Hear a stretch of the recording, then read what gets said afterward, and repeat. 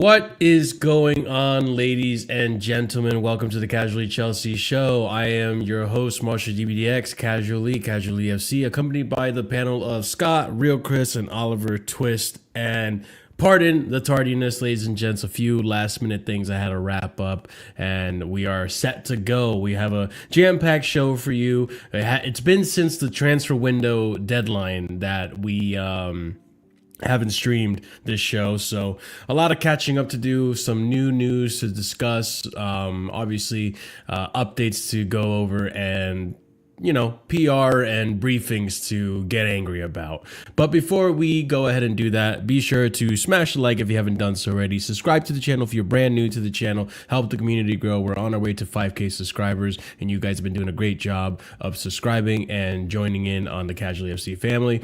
Also, be sure to check out the links in the description. Leave a comment down below with your thoughts and any discussions you might want to bring up. Check out the Discord. Leave any receipts in the Discord or join in on the discussion in the Discord. And last but not least, be sure to join in on the membership if you would like to, help keep the lights on in the Casually FC building. Memberships help keep the lights on. So big up to every single one of you who are members. Enjoy the emojis that you have there and the perks that come with it. And yeah, let's get this show on the road. So start off with the first bit of news. Not really news, but we'll start off the show this way. A window recap. So, panel, stop me if you want to discuss anything, really, as I go through these, much like in the reaction shows, because I'm going to breeze through them. We might talk about them later in the show. We might not, but if there's anything in particular that you want to talk about, just stop me and we can discuss it. But I'm going to kind of go through a recap of what happened in the window, just to kind of summarize and get us up to speed. And then there might be a few topics later in the show where we actually kind of talk about in more detail. But we'll start off with this first tweet I have here, which kind of summarizes it all in just the main points, which is who went out and who came in. So in terms of the incomings, Mathis Amougou from Saint Etienne, Aaron El Samino was recalled. Gabriel Solina was recalled. He's also injured. Trevor Chalobah was recalled from Crystal Palace, and David Dr. Fofana recalled, but he's out for the rest of the season with a knee injury. Then when we go to the outgoings, which was a very busy outgoing window for Chelsea in the January window, we're looking at the outgoings of Axel Disasi on loan, João Felix on loan, Renato Vega on a loan, Alex Matos, who I didn't even know was still in the Chelsea ranks, to be honest with you. He actually went out on loan as well over to Oxford. We look at Kai Crampton, went to Bournemouth. Whether it was a loan or not is undisclosed, which is interesting. Then we are also looking at Zane Silcott, Jimmy J. Morgan, Cesar Cassidy, which was actually a permanent transfer. And then Caleb Wiley went out on loan to Watford after returning from the Strasbourg loan. Samson Boniface went out to Ipswich Town. Carney Chukwemeka on loan to Dortmund. Ben Chua on a loan to Crystal Palace. And Harvey Vale went out on a permanent. To get into the more nitty-gritty and the more details, we'll start off with this first one here. Harvey Vale, who's been at the club for quite a while now. Harvey Vale leaves Chelsea and joins QPR on initial fee transfer. Bonuses and sell-on clauses are included based on performances. Contract until June 2028 and medical ready, as Kieran Gill reports. The next story we have here in terms of the Nkunku one is that Christopher Nkunku never had any intention to leave Chelsea on loan in January, apparently. The only possibility was a permanent move, but never got close with Bayern and Man United despite interest. Chelsea always asked for £65 million to £70 million. No movement today, and that was as of the transfer window deadline. Going on, Ben Chilwell right here, set for medical tests. Now Crystal Palace to join club on loan. Chelsea approved all documents. Medical was approved. Everything went as smoothly as you could imagine, and this happened to be a here we go. He was already announced as well by Crystal Palace. Yeah, sure. Axel Disasi, another one that went on loan. Here we go. Deal in place on loan with salary covered, matching loan fee offered by Tottenham. Disasi said no to Spurs all day long as he only wanted to join Aston Villa since 10 days prior to the window closing, with no buy option as well included on this. The more details here. More details here is that the Sassi deal done for £5 million loan fee, and Chelsea plus salary is covered by Aston Villa. So good for the Sassi. Let's see how his season goes out over at Aston Villa. The next one that happened as well was AC Milan reached a verbal agreement for João Felix loan. No buy option. Portuguese forward. Full CFC wages are covered. Plus AC Milan to pay a loan fee package worth 5.5 million euros as well. João Felix loan ends June 1st, so he can play for Chelsea at the Club World Cup, which is a detail that I feel was a little bit left out in some coverages. We can. Why does that matter? Wait. Pause.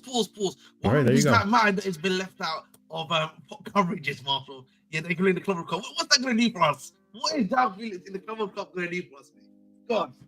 He can come in for a masterclass for Chelsea in the Club World Cup. He can sit in the bench and just watch the game. So then why did you say it was interesting in that? No, he's gonna come better and stronger, man. He's gonna come in better, stronger. Full season. Where did he go? AC Milan? Stop the trolling, Chris. Like on the question, Marshall. Jackson could be injured. You know what? You know what, Chris, man? Get out of here, bro.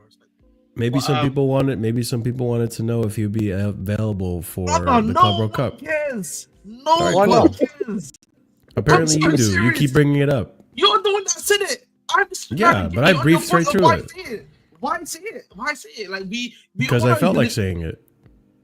What you got against João Felix? That's what's wrong with you, bro? I don't have anything. Why are you making such a big deal about this? I don't have anything against Duffy. I just think it's just bro. Put your hate boner away, bro. Don't hate him. Why don't give it up? Give it up, man. Put the hate boner away. Give it up. Let go, bro. We don't have to get that stressed out about this. I just mentioned it. I didn't know this detail.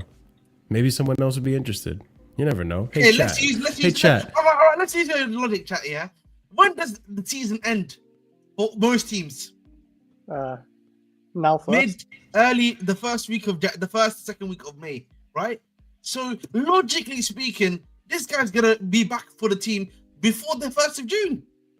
All right, Ahmed. The show's over.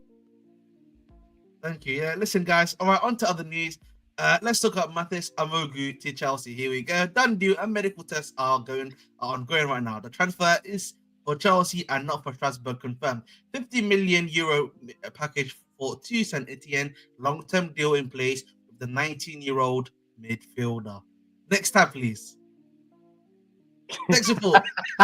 Next report. Next tab, please. All right. There we go.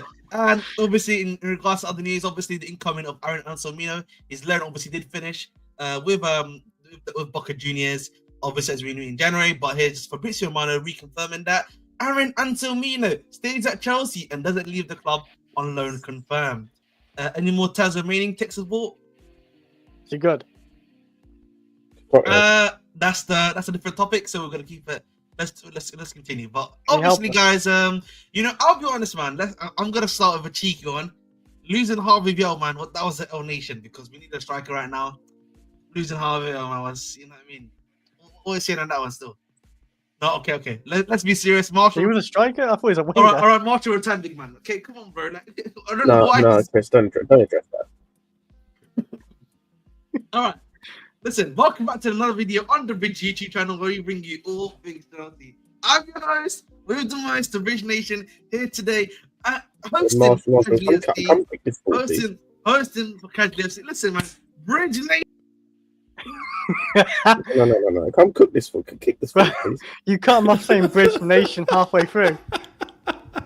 Hey, listen, sometimes I just need a break. Sometimes I need to warm up into the show. You let Ahmed take the reins for a bit and see where it goes, and obviously it was just going south. That's really where it was. Kind of like Tottenham season or Manchester United season. You need that break because reading that transfer window just demotivated you so much. Didn't it, Yeah, a little bit. I mean, I've had a bit of an eye-opening last 48 hours, we'll say. But yeah, I mean, Yeah, hold that. obviously, No. Hang on. You need to hold that, Mister. It's okay. Our window was fine.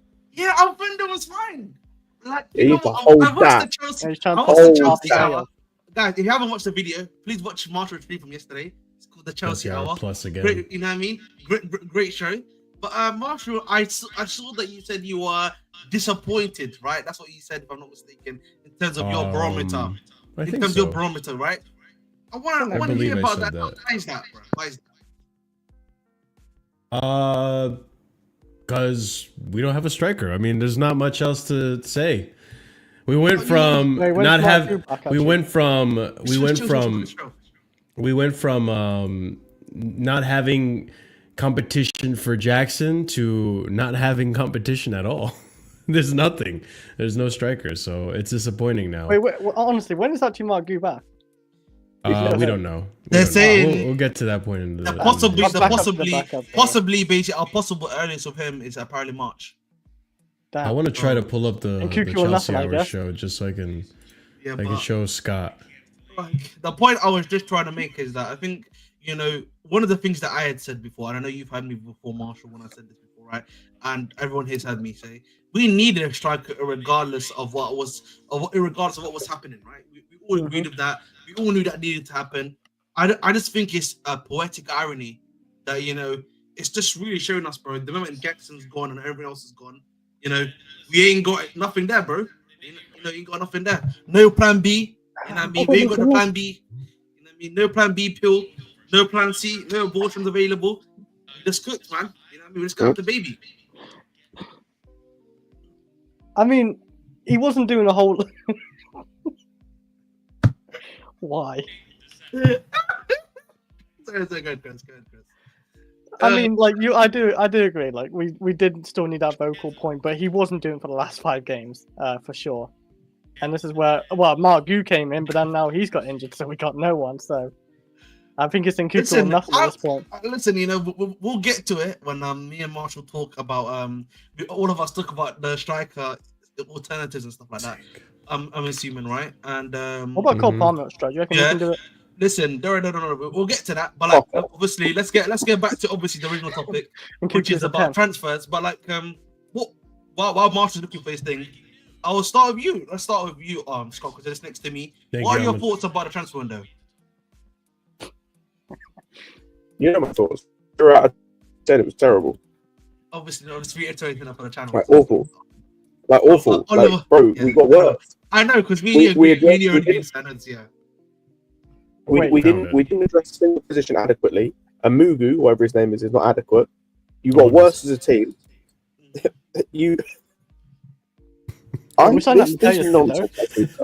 This nonsense I see today about you can't mitigate for both your strikers getting injured in the same match. Let's assume Mark Hugh was not injured for a second. Would you be confident for the next, let's just say 8 games, I think it is, or whatever it is, it's more than that, I think. Let's say 8 games in which we face Tottenham, Arsenal, Villa, Forest, I think. In those games, are you confident with Mark Hugh as your striker? A man that had 1 goal for us. A man who has this season played 570 minutes. This is the man that's going to lead the life of Chelsea Football Club and finish 4th. Forget the fact he is injured. If he wasn't, that's acceptable, is it? No. But that's what we've got, because we got no one else. Congratulations, Chelsea Football Club. Well done. I got you, bro. See, I don't mind Mark on odd few games when Jackson's injured, not injured, when he's not performing or injured, but playing like 4 to 8 games straight in the Premier League, no, he's going to struggle. He's going to get eaten alive out there. So, Scott, this was for you, right? Because you didn't see the video yesterday, but this addresses what you were asking. I was just I will show you.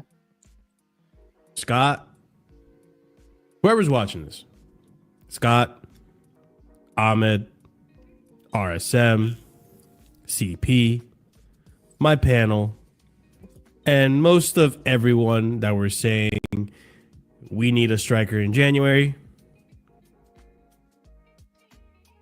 You were right. You were right. I was wrong. You were right. I was wrong. Put my hands up. I was wrong. And now, in hindsight, final this pause. window looks very, very bad. There you go. You Final happy? pause, final pause. I actually didn't know you said we didn't need another striker. I heard people say you said it, but I never heard you say it. Well, I listen, and I said won. this last. Did you get your satisfaction from that, Scott? Yeah, I did. I won. I'll be real. We did not need. I'm sorry, we did not need hindsight to know that was a bad window. Yeah, But here's the thing. Here's the thing. I said this over and over again, and listen, this is going to address what Scott was saying. Going off of what you were saying with the whole Guiu, do you trust him to be the backup? Like, I didn't think he would be a good backup. I think he would just be a backup that can be a placeholder until like Jackson come back. I don't think he's good enough to compete with Jackson. I think Jackson's the clear number one. If Jackson were to get hurt, you can have Nkunku or Guiu, mostly Guiu,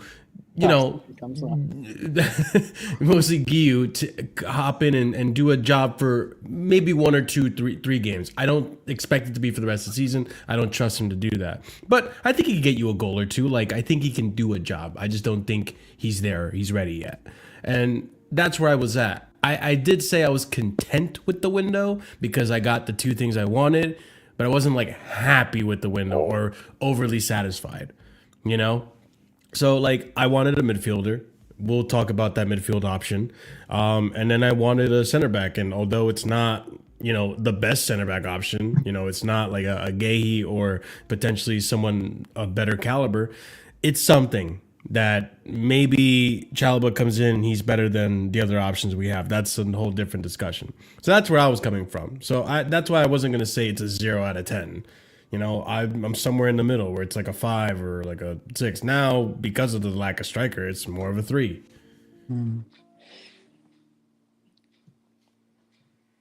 Damn. I think that's severe hopium, but fair enough. I just joined because I heard Scott, saying some things about Baby Raul, and I just wanted to make sure, we put some respect on Baby Raul's name. You know what I'm saying? Baby Raul. No, Raul, yes. buddy, Raul, not Raul. He's Baby Raul. Magio, man. Baby Raul, man. It's almost bad to watch saying both as Baby Diego Costa. That's almost about. Hey, well, yeah, we have Baby Drogba and Jackson. So why can't you be Baby Raul? What are you saying? And also, okay, in all seriousness, I think he brings more to the team as striker than fucking Waste Man and Nkunku, man. He does, but like, I actually do. Dude, I swear to God, like the amount of excuses that this fan base or some parts of this fan base has for Guiu, not Guiu, and Nkunku compared to Guiu is fucking amazing. It's fucking amazing. It's like they're treating him like we have prime Drogba. He's done amazing shit for us, and he's having a shit year, and we just need to give him all the excuses in the world.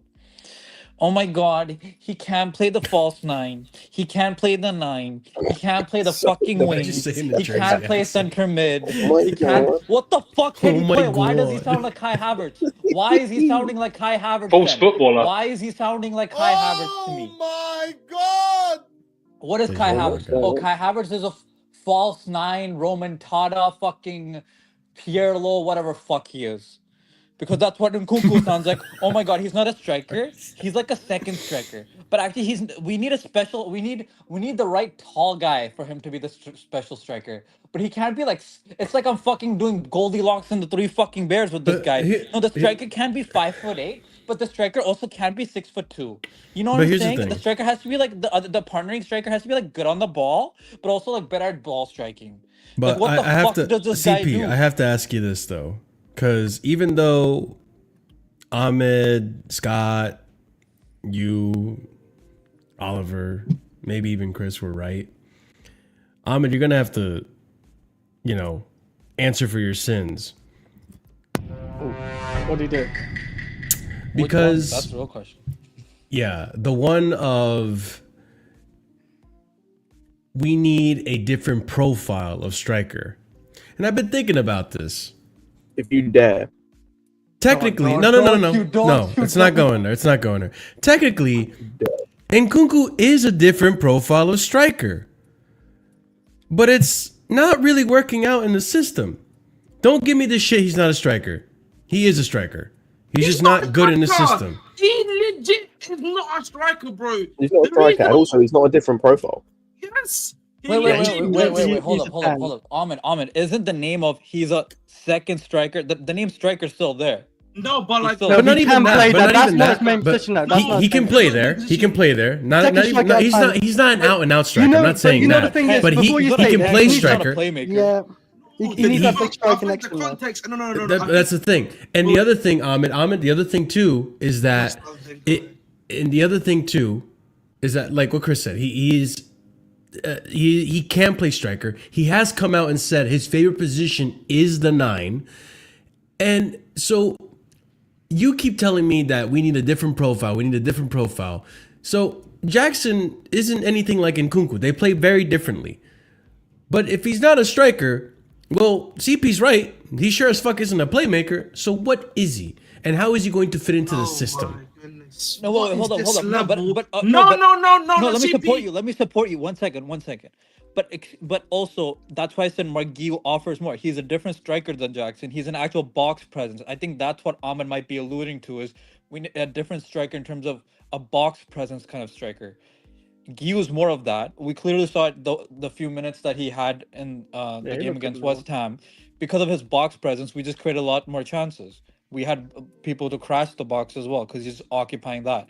So I think that's what Ahmed is alluding to when he means a different striker. He means like more of a box presence one than, I'm assuming. Well, he never specified that. He I would say specified that. we just Don't need do a that, different Marshall. profile. No, don't do that. No, all you ever said was we need a different profile. You But I never think specified about- we need a box crusher. We need I always said you would this only say like we need someone that can head the ball and maybe something like that, like Well, Osimhen. Nkunku's not But really that's that about man. it. So what does that mean? So what does that mean, Marshall? That's a different archetype, Marshall, right? I think for me, again, I've said this. I mean, Nkunku can head the ball. He just doesn't do it. Can he fuck? Okay, so wait, no, that's the okay, guys. Then you know what? Then you know you can head the ball. Pedro can head the ball, then isn't it? Come on, guys. Let's do that now. Enzo Fernandez can head the ball, guys, too. You know what I mean? Felix can too, man. He's headed We a can all couple. play that game. Everyone can head the ball. Doesn't mean they're the professional. The only thing. The only question we should be asking is not can he, it's does he. Yeah, but the thing is, like, No, what I'm trying to tell you is no, that no, in Marshall, less the minutes, difference- Nkunku has more headed goals than Jackson. Like, you can look at the stats. You It's know there. what? Well done. I think our best header, like in the has got flash. more headed. Yeah, Kukurea is our best Kukurea's header. got Yeah. more headers than him in less minutes. What does that mean? Come on, bro. Listen, In attack, though, I think it's Mark. It's Mark. Right, defend yourself. Let Ahmed defend his take. Again, I just want to say in terms of the header thing, there's a difference between can you do something and then being proficient at the action, right? If you ask someone like me, for example, I'll use myself as an example, right? I am very proficient at mathematics, right? Because obviously I studied it, I do it all the time. That's something that's a part of my own job, right? That's a part of my skill set. But let's say if I'm someone that let me think about. Let's say if I'm like a writer, let's say I'm not going to be that proficient at maths because I don't need to use maths all the time. It's not something that's really a part of my system. I may have some vague knowledge of it, but it's not something that I am. You know what I mean? I can do stuff here literally out of thin air because I am that good at the subject. That's what I'm trying to say. That's what I'm talking about. That's the difference between proficiency and just being able to do something. And okay. In regards to Jackson, and then in regards to Nkunku, as I said before, I think we sometimes when we talk about him playing as a striker, again a lot of us here have spoken about the Bundesliga, right? One thing about the Bundesliga that we've spoken about before is the ability for them to have high lines. They're not as defensive, right, as the Premier League, right? And I think for me, when he's playing striker in that sort of league, right, that is probably why he's so proficient at that situation, right, Marshall? But when you look at him in the Premier League, it's a bit different, bro. These guys are playing a bit more deeper in the pools, right? They're playing, they're not necessarily you're not necessarily got a high line to exploit. So I think for me, that's a big thing that I think you're missing about Marshall, in my personal opinion. And I think secondly with Nkunku, right? When I say second striker, I mean he's more of an attacking goal scorer. That's what he's the 10 he plays is called an attacking goal scorer, right? He's there to be the guy that's behind the striker, finds a pocket of space and shoots. That's what he does. And I think that's what he's a bit more. That's what he's been throughout his career the most effective at. Right now, you can say you can play on the left and the right as an inside forward. That's fair enough. But I just think for me, again, and I've said this before, when I talk about different archetype, I'm looking at how we play, Marshall. We put in a lot of crosses. We do a lot of this stuff. We do a lot of playmaking. Our wingers are wide. We need a guy that's going to be a box presence, that can crash the box, that can get into the box, that is able to make the right movement at the right time. A good example of that is Kukurea, for example. That's what I'm saying. So I'm going to press you on this because of everyone on the panel. I think you are the last Nkunku warrior, Nkunku soldier left, because you have defended Nkunku a lot. You're Maresca out because Nkunku isn't working out. So I'm not Maresca out. I know it's for the Oh, now you're not Maresca out. Now you're not Maresca out. On the camera, he's listen, not Maresca. Behind the camera, he is. Listen, Exactly, Marshall, but the cam's not Maresca out. Behind the scenes. No. Chill. But in all seriousness, my question being, and I've said this already, if I personally think if you're good enough of a player, if you're at that level, right? Because when you're at a younger age, it's harder to be adaptable in multiple positions. Once you get to a more experienced level, once you get to a certain caliber of skill, in my opinion, like an Nkunku, you look at Cucurella. I think he's reached that caliber where he can play left back, he can play center back. If he's asked to, he can play DM, and even being asked to do a shift, he can do the left wing. We've seen him do it. Other players that are of that ilk, Caicedo, for example, another one that you can ask him to play as a 8 box to box. He can be a lone 6, or he can drop back to center back or even a right back. With Nkunku, if he's as good of a player as we all thought he was at one point, you probably still hold him to that stature, then why is it that when I say, oh, he can be a striker or he's a striker, it's automatically, no, he's not a striker, blah, blah, blah, blah. He needs to be this and that, like what CP's alluding to. He needs to have a tall, big, girthy man next to him in order to work out. Like, what are we doing? Marshall, is that your time? I'm just trying to say, listen, I said more vocabulary in the vernacular, remember Scott? But what I'm trying to get at is that I think this is where I have an issue with Nkunku. If he's as good, and I've said this already, you guys already know my take on this, but I'm reiterating for Ahmed's to platform Ahmed to back his point here. If he's as good of a player as we all or you want to say he is, then why can't he do a job in that position?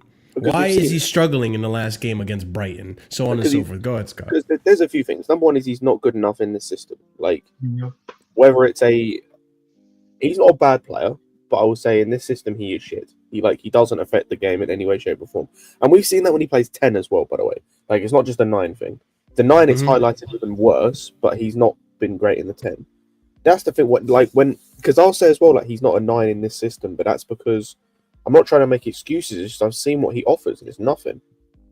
Like, okay, you can tell he's not a 9 because he plays like shit. Like, so it's pointless. Yeah, listen, Scott, with all due respect, man, you're chatting absolute awful. Shut up, man. Because before I was rudely interrupted. He still defends Nkunku. before I was rudely interrupted by nonsense. Like, he played number 9 at Leipzig at times, and it worked. Yeah, it's because they play a different way. Like, it's different, and also he gets more space. He has more freedom. Like, it's just different, right? I like what you're saying, Scott, because today, obviously, if you watch, I want to say something, Marshall, because I don't know if you've been. Did you listen to the press conference today? So I watched the press conference today. Yes, I listened haven't watched the press conference. I listened intently, and he's gonna put the Nkunku quotes. Yeah, I will. Yeah, he's saying he's not a number 9. Obviously, he said that already, and he's also mentioned that he's gonna be changing the system. Now, that's we'll see. You have to. Go ahead. Because listen, if he's claiming he's changing the system now, listen. Now we know he has to start backing Mr. Christopher Nkunku and getting the best out of him. So really, whose fault is it that Nkunku's looking at this then? It's the manager. Maresca is failing in Nkunku. As I came back to you, and as it all started, that No, let bullheaded him talk. Let him fraud talk. is the No, one no, that's no, failing. I got things to say. I got There things we to go. say. I can't There I we want to land. put you into no, can I just point out? Can I just point out? I can't believe this. I can't believe put your weird Right. sex toys away. I can't believe this dude What part of interrupted the me clutch? for that. By the way, This is the crap. I can't believe. I'm just losing, man. It's like he snapped it or something. I can't believe this man. This man really interrupted me to say that. Shut up. Secondly, what? By the way, because I saw JC put this earlier. By the way, JC put this point about changing like a 3-4-3 with false nines or something. Oh, I see it. Yeah, give me 1 second. The This- Conte this- formation. Changing the system doesn't fix this, because even if we play a false nine like we did in the last game, we don't, outside of Madueke, who most of the fan base hate, we don't have an effective box crashing winger. Maybe Sancho, but we haven't seen it yet.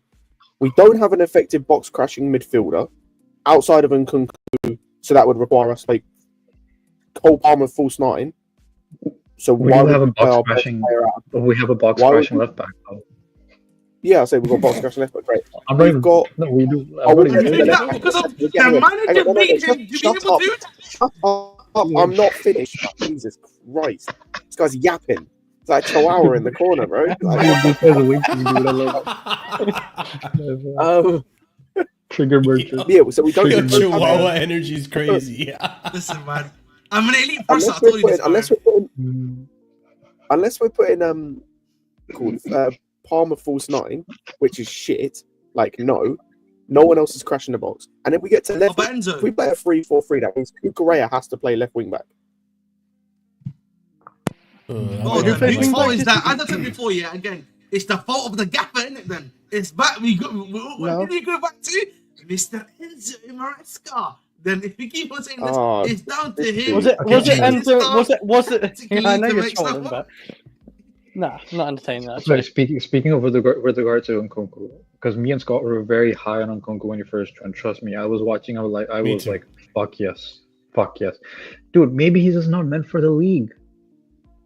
Maybe he's just not meant for this league, which is fine. Cool, buddy. You don't work for this. I don't care. You don't work for this league. I don't care. That's good. You move to Germany again. Play for Bayern Munich. I don't care. I'm saying play for Bayern Munich. That's fine. That's literally the move. No, this Go. comment. Huh? And I wanna say, can okay. we also add You to? So are you done? Sorry, Chris. You know, listen. At the end of the day, yeah. Let Chris go after. But Why does he after keep this, Chris, talking, bro? listen. At the end of the day, listen. In Nkunku defensively, they won, Chris. And Bro, this Scott, guy I'd like you to remember that. No, because what they're saying, he doesn't fit the system whatsoever. Do you know what it is? Do you know what it is, Chris? Wait, You so know what it is? Ahmed, hang on a second. You said Go on, Nkunku keep defensively, so are hating. you part of the NBL?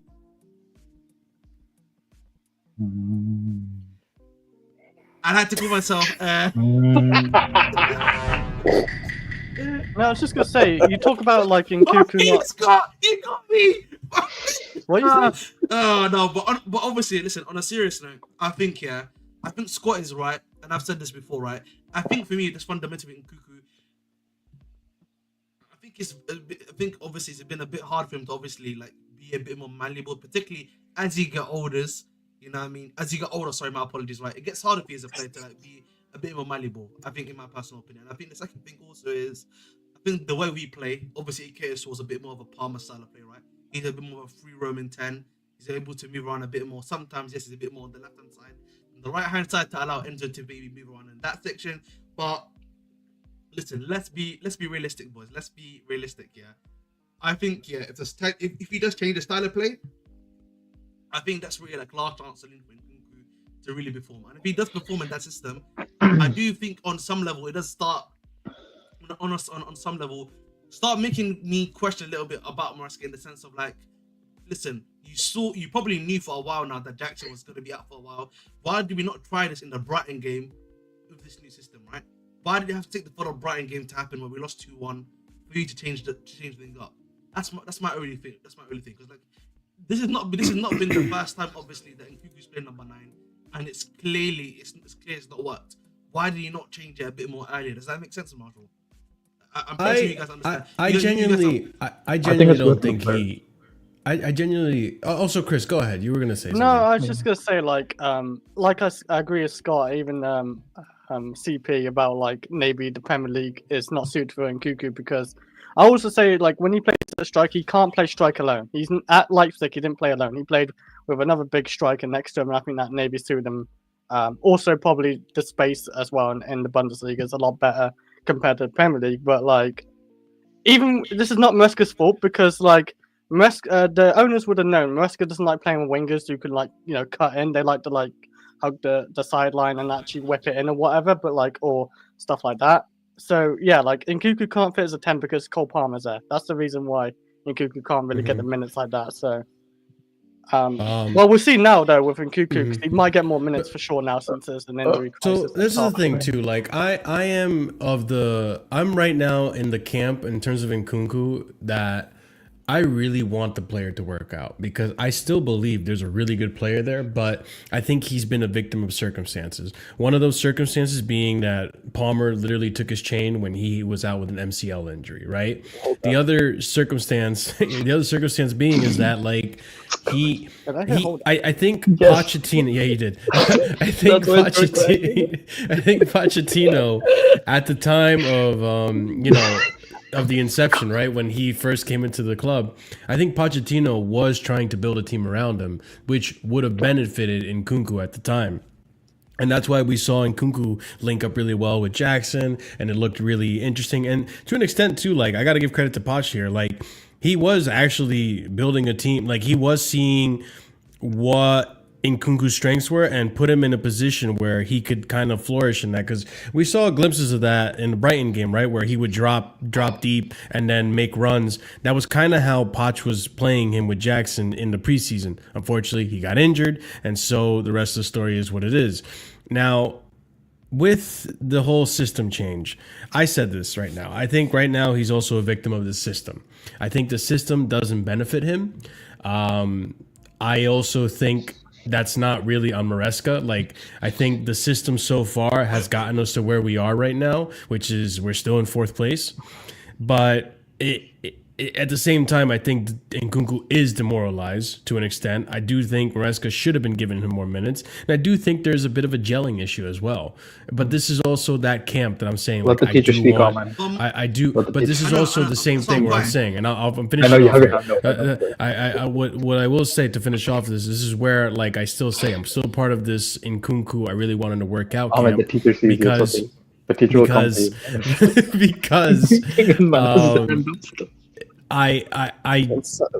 you're fucking throwing me off, god damn it. But with the Nkunku thing, this is where I come back to where I really wanted him to work out, because I think also too it could be a gelling thing. He just hasn't had enough minutes with the team to really make it work and like find out. Like, you see the amount of times even in the Brighton game where Palmer and Nkunku were frustrating themselves to an extent, and I think that's to an extent because Palmer doesn't know what it runs Nkunku wants to make or where he's going to be. And Nkunku is the same thing, vice versa. He doesn't know where Palmer's going to run or how he wants to pass, or if he wants it over the top, if he wants it on the chest, pause, and so on and so forth.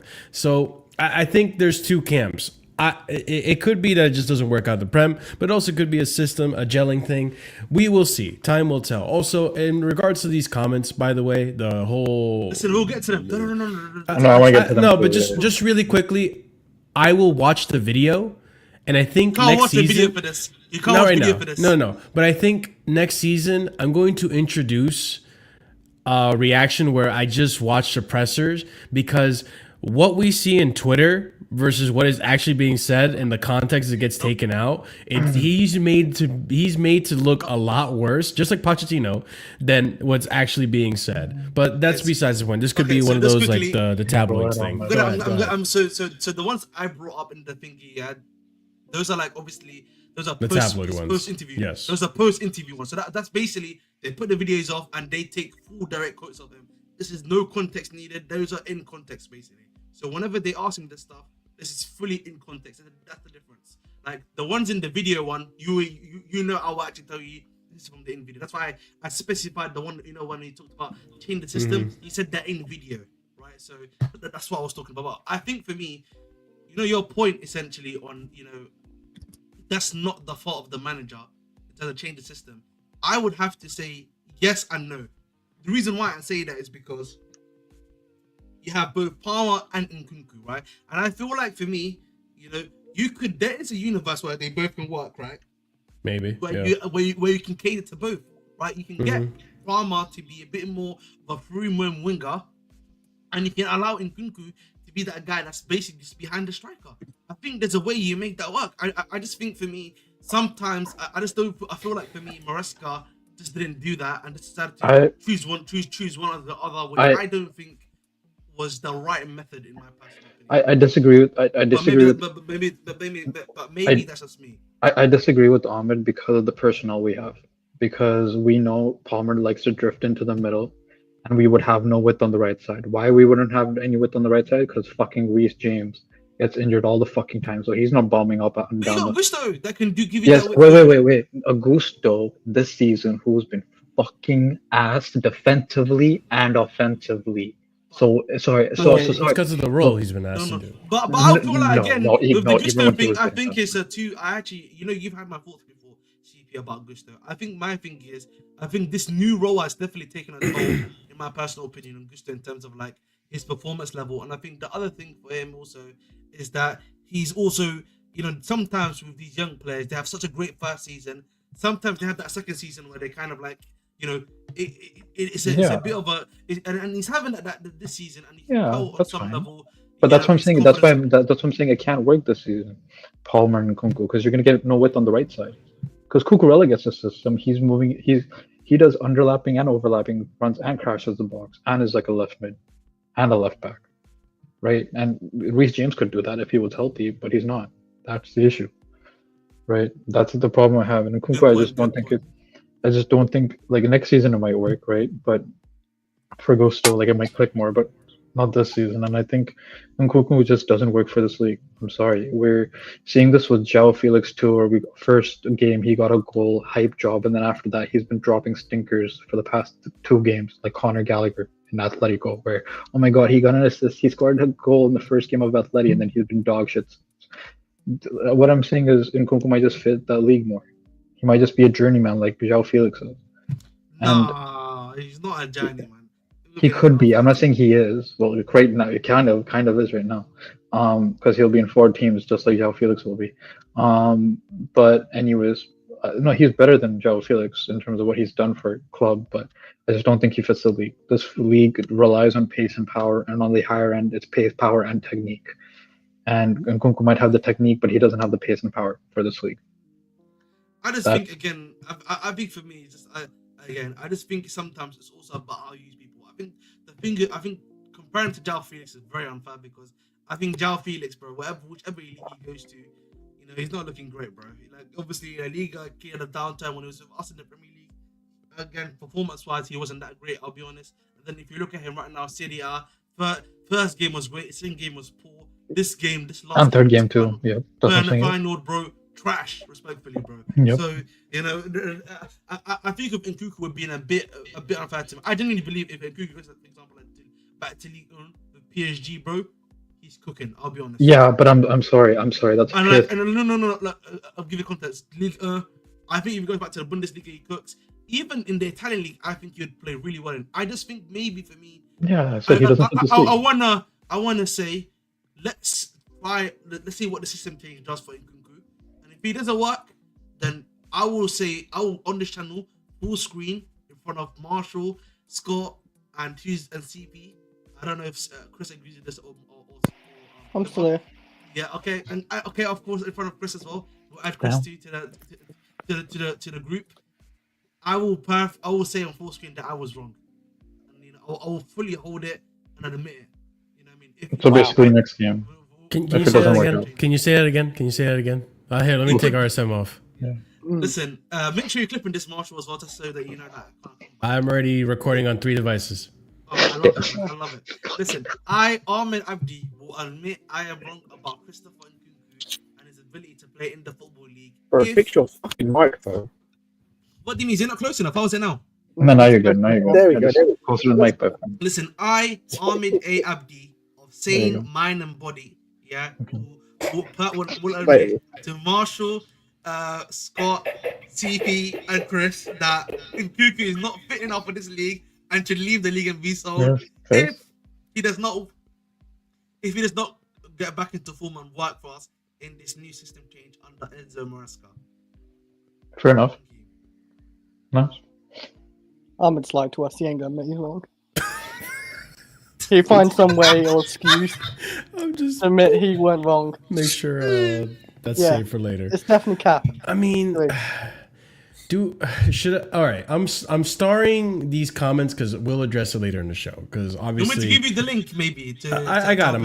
I got him here. I've started him. I'll pull him up later on because I feel like, man, it goes back to the same thing I talked about yesterday. Chelsea fans just want to find anything and everything Oh, yeah, to be they upset do. about. Of People are course. calling him It's Poch now, insane. because apparently Yeah, Poch no, said the same of course. quotes. Someone It's said that literally Poch insane. said No, the same quotes. he had a little bit of Pochism about him. I can't lie. A little bit, yeah, a little bit. Scott, is it true that Poch said one of these quotes? Like, apparently he said verbatim one of these quotes. I need to find out which one it is. Probably I'll the tell you one guys where which it's like this isn't the same Chelsea as before. I Garnacho's think It's probably yes, that that's exact it. one. Yeah, it is that. It is that. Yeah. I think it's that one. But I get that, Cole. Like, bro, we're not. Well, we're hold not on. We'll talk about that. We'll talk about that. All right. Let's get to the next part of the show, which Let's talk about that. yeah. Oh, Hey, start this listen, comment by we'll them, make a Marshall. we'll It's a make new a quote. clip. New quote, We'll Marshall. make a thing out Which of one? it. Oh, Here you you go. I posted started. Yeah, I'll put it later. Okay, so the next thing I wanted to bring up was a bit of a stadium update. It's not much, but it is something. Gives us a little insight of what's being planned, I guess. So again, no progress has really been being made with the whole stadium thing. It's nothing has changed. It's debating whether to move the location or to expand. But if we were to expand, apparently the expansion would require taking. This is probably like a really rough outline of it. It'd probably be all of this building, to be honest. So I could see the stadium expansion basically rebuilding in the same area. That's what it would have to be anyway, yeah. Yeah, rebuilding in the same area, but regardless, the team would have to play somewhere else for the meanwhile until that rebuild is done, most likely. But it gives us a little bit more insight if you're really interested in that stuff. It could potentially go in this direction. It looks more likely that it might just go in this direction, but it's going to take time. It's going to require, these residents or these owners to relinquish this area. No, we bought this land, no? I thought we bought this land, no? Well, let me read We the bought comment it. real quick. Chelsea's ownership group are reportedly at odds. Future home. One faction supports relocating to a brand new stadium. Another determines to remain Stamford Bridge, opting instead for an expansion. Okay, I don't know if we bought this land yet. Remember, we bought land, Marshall. This is the land we bought, bro. This is We bought Oh. we bought the land, but we need to rehome the residents first. Yeah. yes. Oh, so this are is we the actually- same are we land. Well, they actually- need to be rehomed first. Remember, this is the old people's home, Marshall. The veterans one. Yeah, the No, veterans but- retirement home. Yes, but again, listen, I've said this before. Moving away from the obviously Chelsea is going to be a lot from many points. Sentimentality is going to be a big thing, right? Yeah, I obviously. think again, something I was thinking about the other day recently. If you look at a lot of the teams, like elite in the EPL, I'm gonna specify in the EPL. I Yeah, would yeah. argue barring like Man City, obviously who left like the original place in Main Road to like the City ground, right, where they've won like trebles and stuff. Every other English team that's left there, I don't feel like they would say that they've had good experiences leaving it, right? Hey, Does that West make Ham. sense? West Ham. Right? Like West Ham maybe, but again, Conference that's like League, a yeah. but that's Yeah. like a Conference League, yeah. But like you look at Arsenal, you look at Spurs. They still don't like the stadium, though. Well, Spurs didn't win anything beforehand, too. You know what I'm saying? So it's Yeah, the same. but I know what you mean. But like, if you think about them, they don't really like the new stadium. Spurs fans, they like their new stadium, but obviously they've not won anything in it. And like Yeah. you've seen like the stress that's caused, particularly for a lot of like managers, right? You look at Arsenal. A lot of Arsenal fans will probably say that they miss Highbury compared to where they are, how their new stadium is built, right? Yeah. I think on some I do level, right, yeah. I think there is like some level of like obviously valid pushback if you were to say it, right? Obviously. Yeah, moving stadiums they've gotten more people, more seats in the. I can't lie, in the the stadium. new Arsenal stadium is still really nice. It's like one of the best ones here in the UK. Chris, you been there? Me to Arsenal, no, actually, I've been You're a to West season Ham ticket holder, and- Chris? No. Hashtag exposed. No, but like the point I'm No, trying to make, but obviously. design-wise and even like size-wise, it's actually pretty good. I think. No. Same with Listen, Tottenham it's as all well. well. But I think the issue is like I think obviously that is something that's obviously gonna put off a lot of these guys. But I think also the other thing, obviously, is you've obviously got to deal with the CPO as well. I don't think in this current, like, obviously climate of Chelsea, Deal problematic people like Ahmed, unfortunately. Listen, okay, listen. Well, obviously, I think Ahmed with the, CPO Abdi.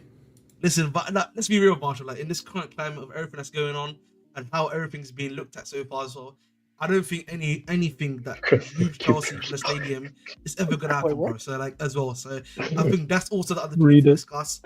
Then he asked why. I knew it, man. I knew I saw this one, yeah. The fluffy counter state, yeah. He flipping Loftus. Was it Queen? Oh, I forgot what this is. Is it Loftus Road? Yes, in Loftus Road, bro. Yeah, Loftus Road. Yeah, man. I knew you saw Chris in that estate, man. If his nice little dog, man. Big up to you. Ruben lost his cheek, bro.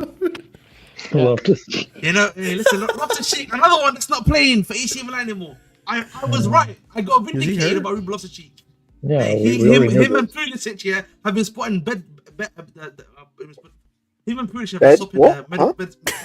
I heard bed and Pulisic. No, him and Pulisic, yeah, bro, have been stopping but the what medical are you beds. doing? Oh, What do you mean by that? Medical beds. Ahmed's on a freaking tear today. So basically, every Chelsea reject. Also, Ahmed, stop talking away from your mic. I turned off the echo cancellation. It's a lot better now, but stop talking away from your mic. Every time you do this thing, it's hard to hear you. Okay, let's test it, yeah. If I go like this, can you hear me? Yes, but you're not as further loud. away, right? That's the If thing. I go like this, Yeah, hello. it's a lot better. There you go. Ahmed, do you not Yeah. understand? When you Ahmed, go away Ahmed, from it's the quite mic, simple. it gets quieter. When you get I was closer going to to an say, it's quite object, simple. When it comes to microphones, you have to speak in them, otherwise you can't Yes. be heard. Yeah, Yes, Or in yes, the general yes. direction. Yes. Yeah, but like, Yeah, because sometimes Yeah. you be talking over here and you don't, your audio cuts off. yeah, Yeah. fair enough. But like, you get my points, right? CPO Yes. in this current climate, not gonna happen. Obviously, there's Mhm. gonna be another section that's like moving stadiums in this and looking at other football teams in the Premier League Yes. specifically. It's not been successful. The next thing, and then I think the next issue you're gonna have here is that last I checked, yeah, at least from a civil engineering perspective, like civil engineering company wise, in my knowledge, I thought that the other place, the Excel theater, because like I used to actually go there. Fun fact, I used to be where they used to do the Comic Cons, anime Comic Cons there, so I used to go there all the time. Used to in next time sit on. So how's it going? shout out to Excel theater, bro. Now In New York, the I O2. get Now you. to the fucking O2, I bro. get you. Now In to New the York, that fucking. shit, I believe in you. You know, listen, I used to actually just go to my high school clubs. Yeah, I used to go to secondary school. Finish my secondary school. Just go to the thing because it used to be like another 2 hours and a half left. You know what I mean? And then just go there straight away because it used to be. Man, Now when I they have to stored do our everything. online Now I outfit, have to set up. Now I have to set everything, bro. I have to set everything, bro. I'm like, I need to go Saturday. Saturday, I need to leave my house at this time and that time. Get into the flipping line. You know, listen, but just going back to serious topic, yeah. I thought it was bought already, and like they're already doing a housing redevelopment, Marshall, no? Bridge jumps. remember, that's I'm happened- not aware of. Because because like I feel like in one of these one of the previous shows, like at least in this, I think it was either November or like of October. Mhm. You know what I mean? Remember? So I don't. But, Because like- last I remember, everything was scrapped when they fired the last person. No, not them, but like the other, because you know the other XL Theatre is owned by their own company group, right? There's like another group that owns that place, and then they're planning to decide on what to do with the area. And last I checked, if I'm not mistaken, they were trying to change it into a housing development, and that had already been agreed. Yeah, So for no, me, you're right. you're right. So for me, the question then becomes, where else are you moving? Because if the old school place is gone, Yeah. then you have no other place to move to right now in the area vicinity. Yeah, unless you know, for example, even the Tesco that's on like that's in Earls Court, that's next to Earls Court Station, which is the big one. That's literally next to the highway, bro. There's no way they're building there. A lot of these buildings are basically now occupied and done. Like there's no space I'm aware of, yeah, and that you can build in. So you're basically out of like somewhere to build, to relocate to. Like there's nowhere in Southwest London that I'm aware of here that you can build in right now. Yeah, I'm not aware of. I mean, listen, there could be things going under the wraps. The other thing I wanted to bring up too in regards to this topic is that the one that interests me the most in regards to the stadium updates is that obviously we all know that financially we are struggling with the incomings from match going fans, right? We don't earn enough to cover all the fees. Like that. Listen, point being is that I'm interested to see how the clubs, I guess, how they approach transfers, finances, and so on and so forth if it changes at all. Because I say this over and over again, like with more information, my opinion on the owners and the SDs and so on and so forth changes, or obviously, because obviously through actions, you start to see more intent. It's one thing to say, talk, speculate, tinfoil hat and all that stuff. And then at the end of like so many things that were debunked get thrown under the bridge, or it's like water under the bridge, thrown under the rug. No one wants to talk about it. But then when things get proven right, it's highlighted and people want to like, you know, show off that, but they don't want to point out the things they got wrong. So listen, as of right now, with the whole ownership and stuff, everything looks shit, whatever. Like there's a lot of bad things in terms of like how we're running the finances, the youth signings, the flipping, the turning of profits, all that. So I am interested to see, because I think as illogical as a lot of the things have been, I mean, Scott, Oliver, all of us have spoken about it. What is the point of these youth signings? What is the point of all these transfers? Do they not know? I find it really hard to believe that they don't know what they're doing.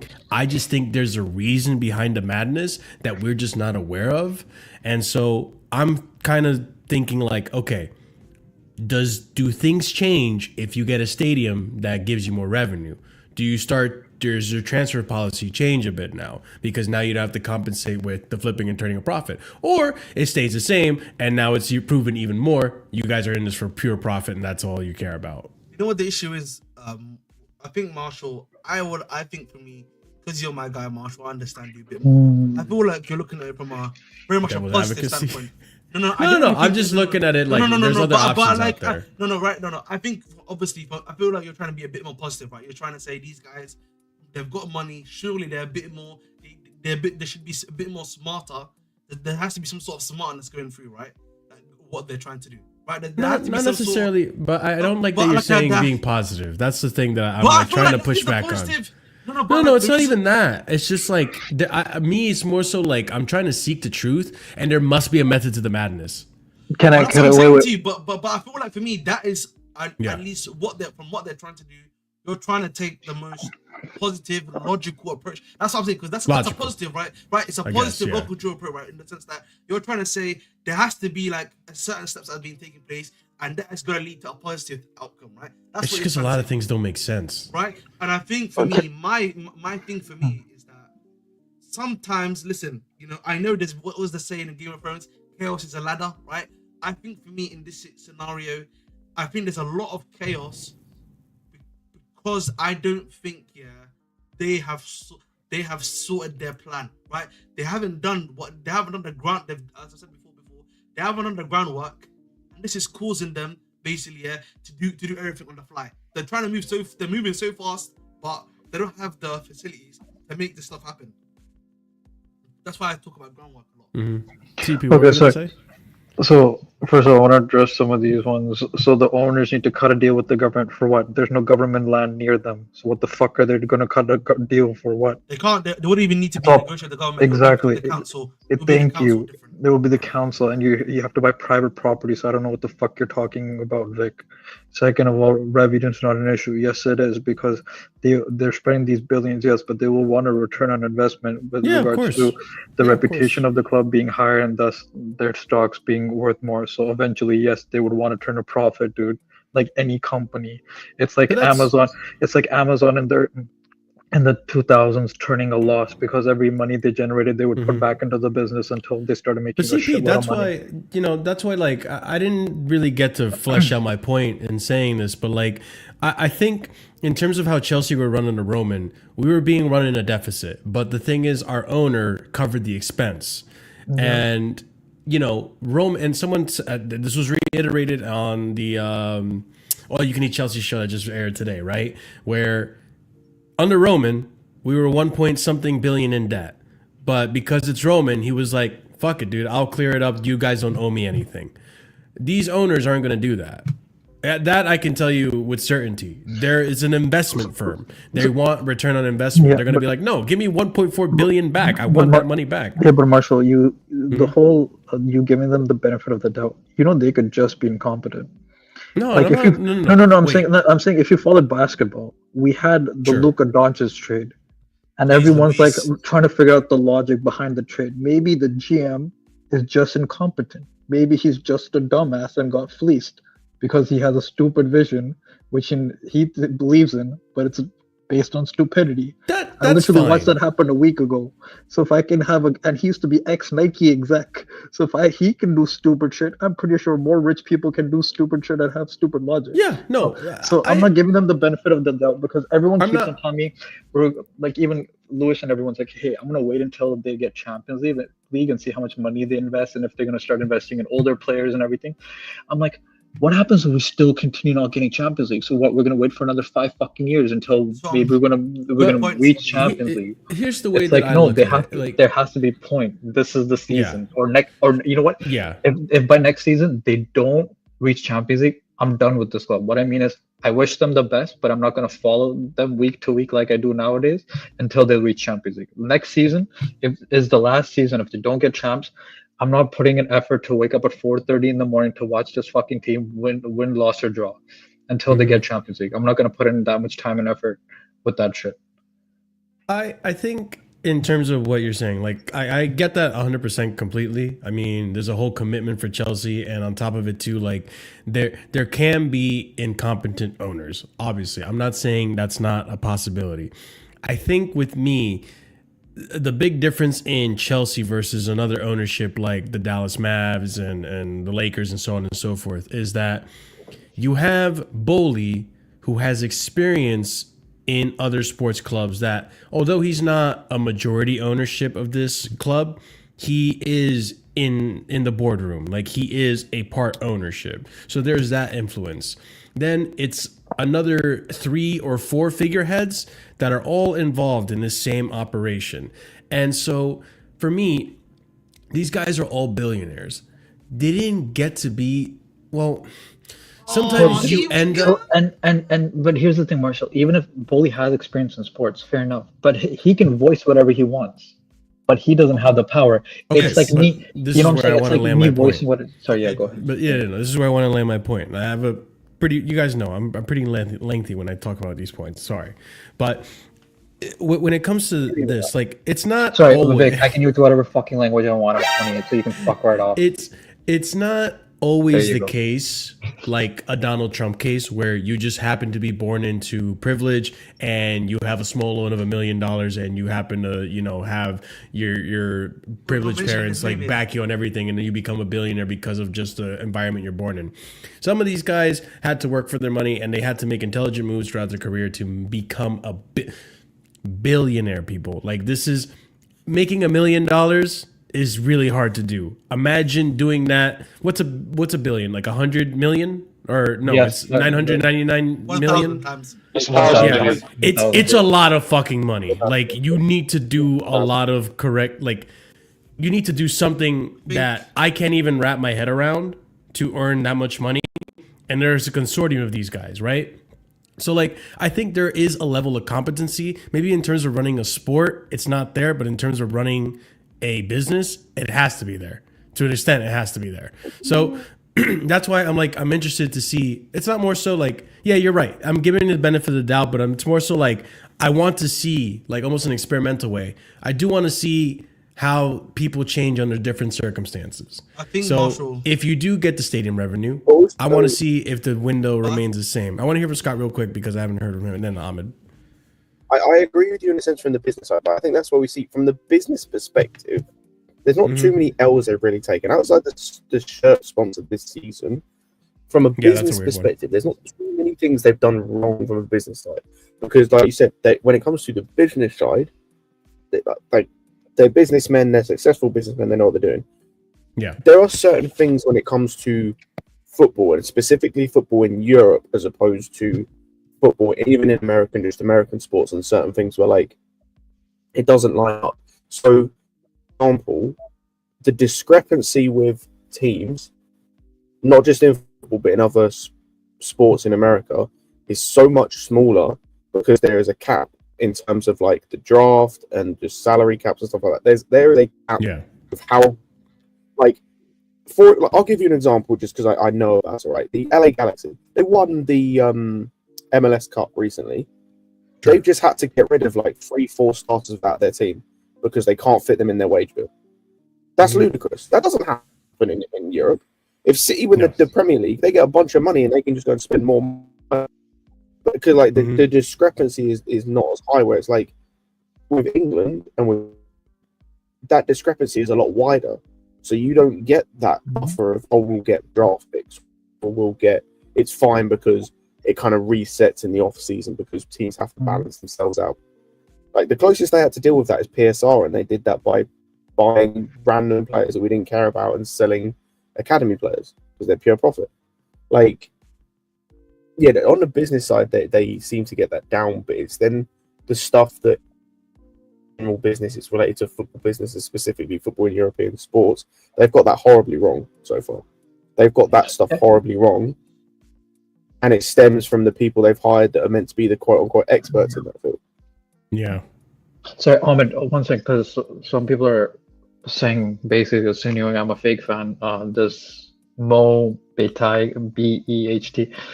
Yeah, I'm saying I'm still supporting this club, you fraud of a man. I'm just not going to choose to wake up at 4:30 into the morning when this club doesn't want to put in the same amount of effort I'm thinking of putting it to them. So if I'm awake for the game, I'll watch it. I'm still supporting Chelsea. I'm not going to support another fucking team, but I'm not going to wake up at 4:30 in the morning on Christmas Eve for us to get battered 3-1 by fucking Wolves like I did last year. Yeah.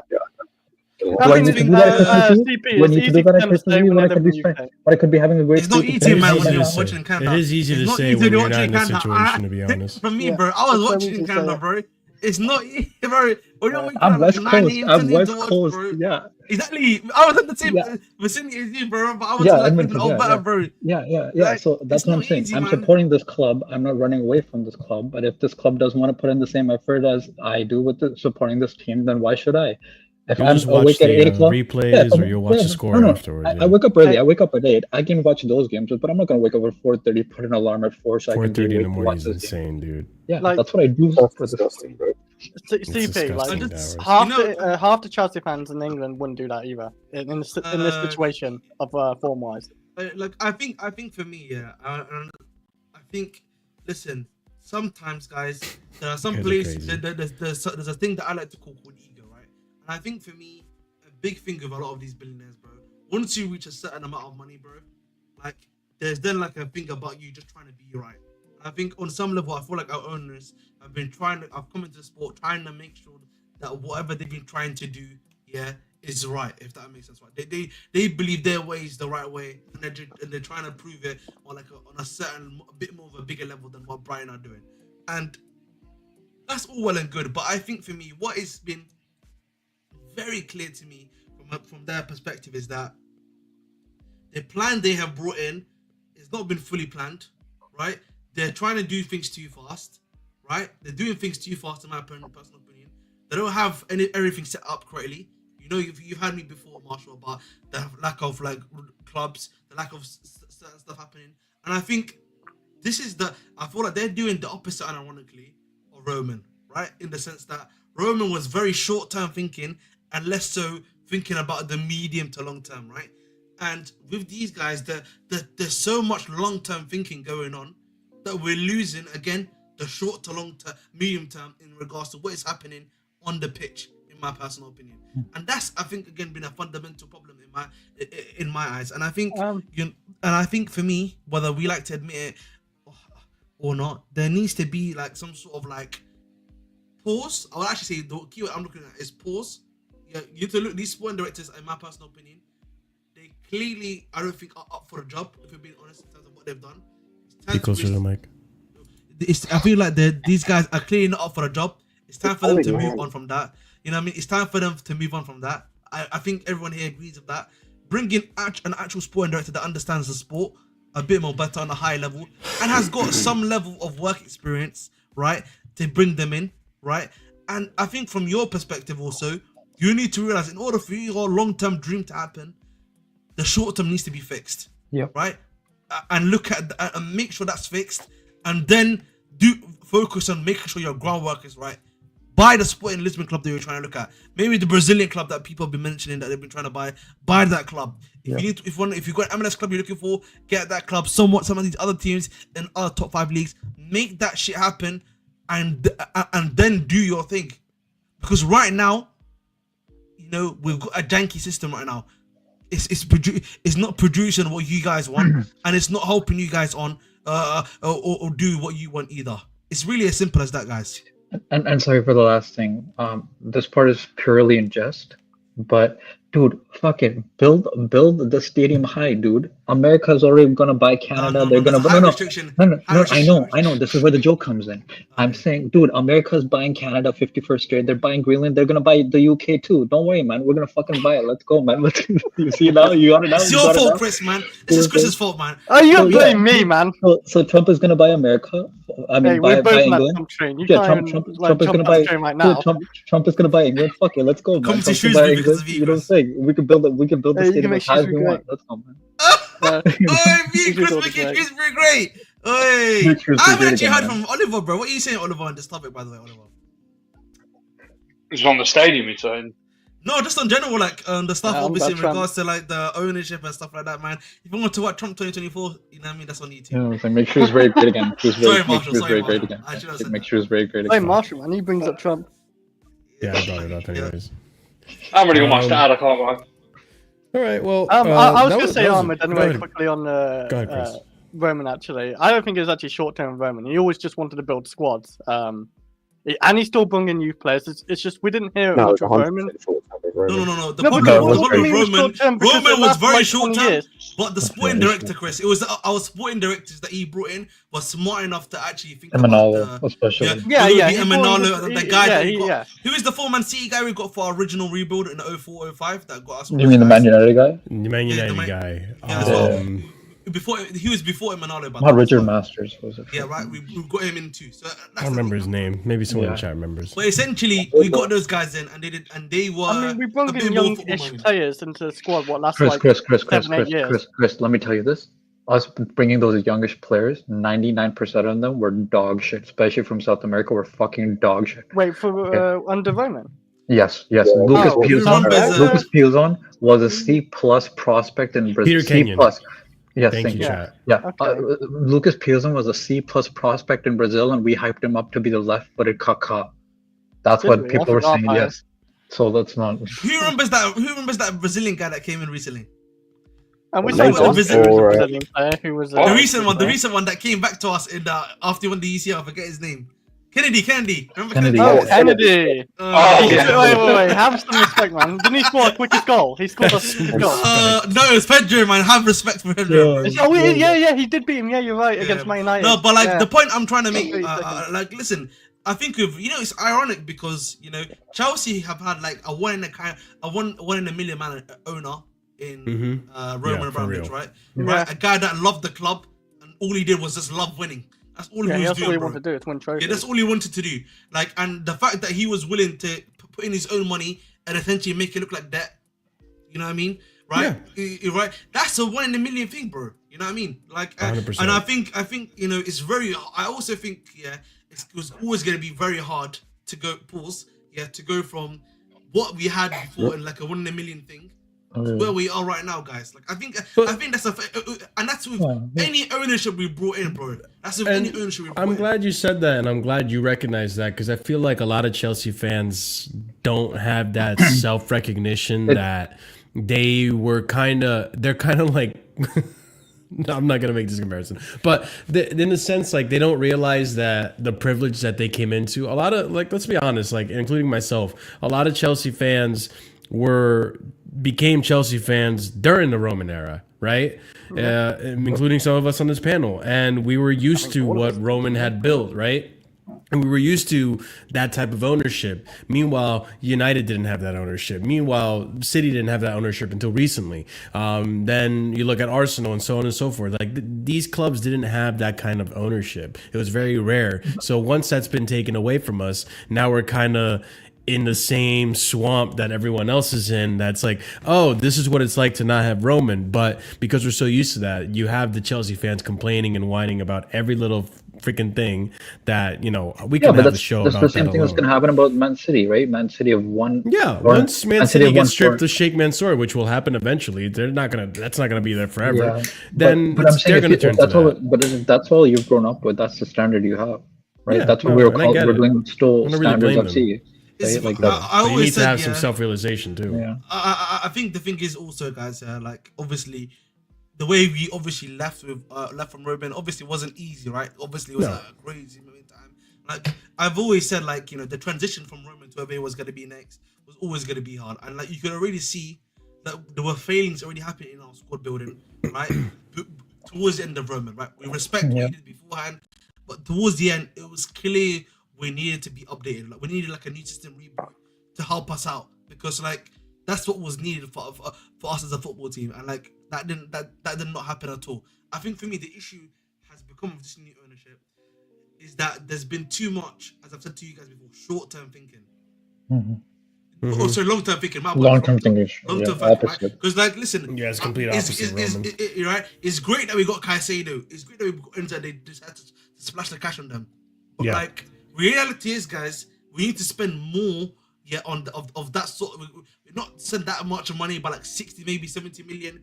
Getting On a those striker, guys yeah. on a striker, but they be Olise right through the door. But all these other guys that we mentioned that you guys saw me getting crashing out on, right? Okay. Those are the sort of stuff that was everything that was happening, right? And those are the sort of things that needed to happen. But like, because we were so true to a different method, right? Except for it's gonna be- Calciary. right? And like, this is why my issue always becomes like, there's easy stuff that we can look at from other teams and other leagues that we can just follow, yeah, and that would actually help them out. But my issue has always been, and you heard me before, there's been no groundwork for what they've been even trying to do. Yep. There's no groundwork, bro. Like we keep on saying, send them to Strasbourg, but Strasbourg's only got 3 places, bro. Yeah. Strasbourg can only pay you so much. Before Yeah. they've And we're got buying- PSL and- rules. Yeah, and we're buying players for Strasbourg now, which if we Yes. had a third club, then the third club could have bought some of that shit. So we didn't have to put it in Barca. Listen, we were all here just complaining 2 weeks ago. I know you necessarily don't March, but you're like, we still made money on him. Cassidy, we were all complaining about, right? We're like, we should have realistically made 28, 30 billion on this guy, bro. Or If we developed had them, really. Right? Or like, via, but that's via development, Marshall.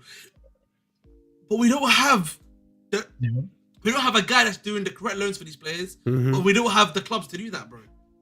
And like, Well, I like feel you're buying I'm a saying Caleb that, Wiley. right? And then exactly, Caleb Wiley. Yeah, I get that's probably a flip, but the problem is again, if you look at what's been happening with him, we sent him to Strasbourg. Obviously, he's got an injury. He's not at Watford. We'll see what happens. But like, my issue is you're buying these players, you want to do flips on them, but there's no groundwork being done. There's no nothing being done. Like we have the you need to have the buildings in order for you to do what you need to do. There's no buildings here, bro. Well, there's only one wall with Strasbourg. Build the other wall.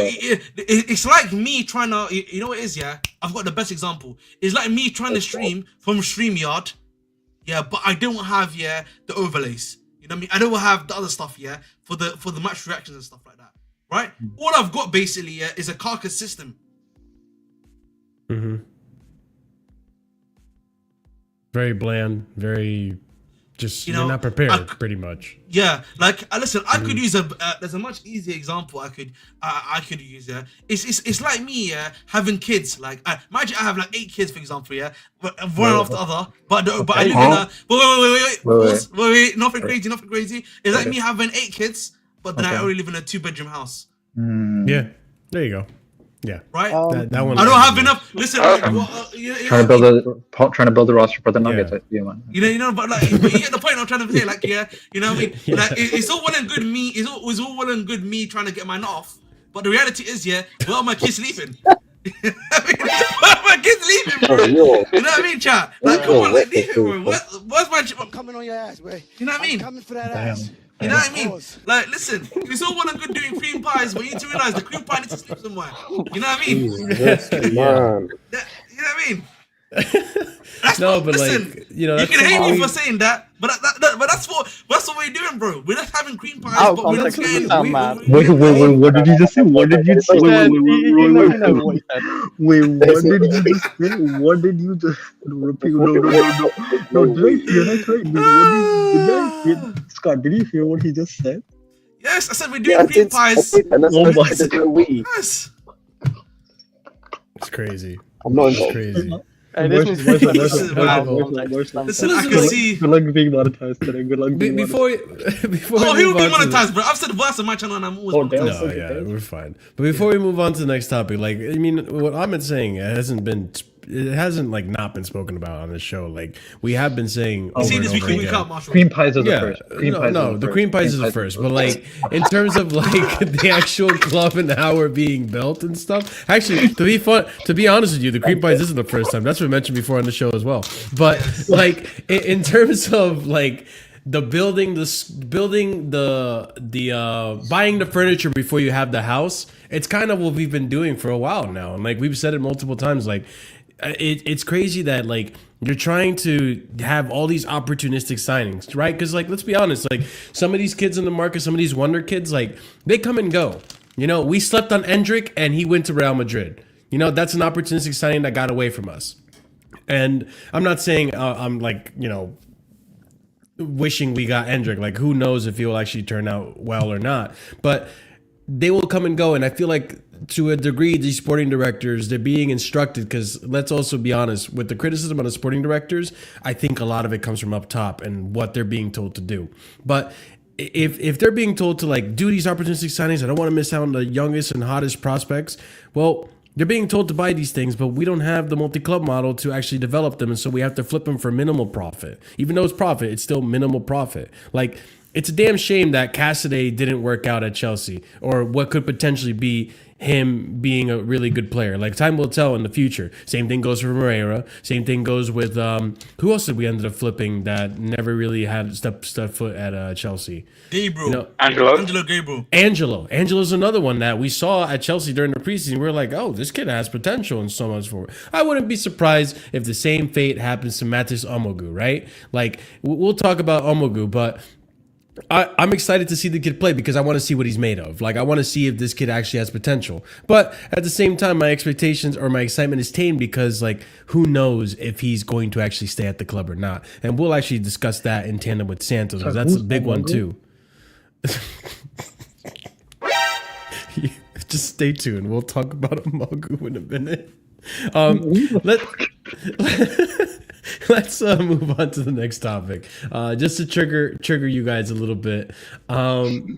Chelsea hired another motivational coach. Okay. Yeah. My God. Oh man. Wasn't the last one a rugby one too? Yeah. Yeah. We have an obsession with rugby and motivation, man. Hire the motivational coach for the Eagles, man. They just won the Super Bowl. So hire that guy. They need me as a motivation manager, man. I Hire don't me. know about that. Marshall, have you watched this movie? I think it's like about the South African rugby team like winning the World Cup in the '95 World Cup with Nelson Mandela.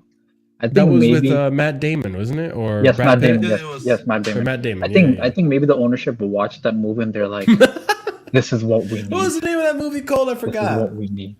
Oh, damn. I'm If sorry. someone in the chat knows the name It was of the about movie. apartheid, man. Yeah. Yeah, What- if someone what in the movie? chat knows that movie. The one where Matt Damon, Invictus, he's in there you go. that. Invictus. Invictus. All right, big up. With Morgan Freeman.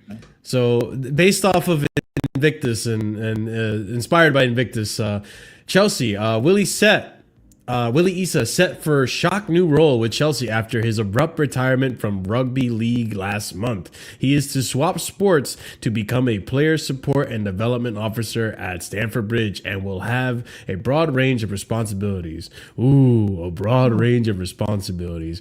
Shut the fuck up. This is like such useless news that no one cares about. And like, you guys can, share your thoughts on this, but in my opinion, I feel like part of it is the PR machine that we have at Chelsea, just trying to give us any type of good feeling that they can like give out. Part of it also is like our journos like holding on to these stories and like almost like sandbagging these stories to just release whenever there's an opportunity to get clicks and engagement. Like, I don't know what to believe anymore. And at this point, like, I don't care about almost this. definitely. Marshall.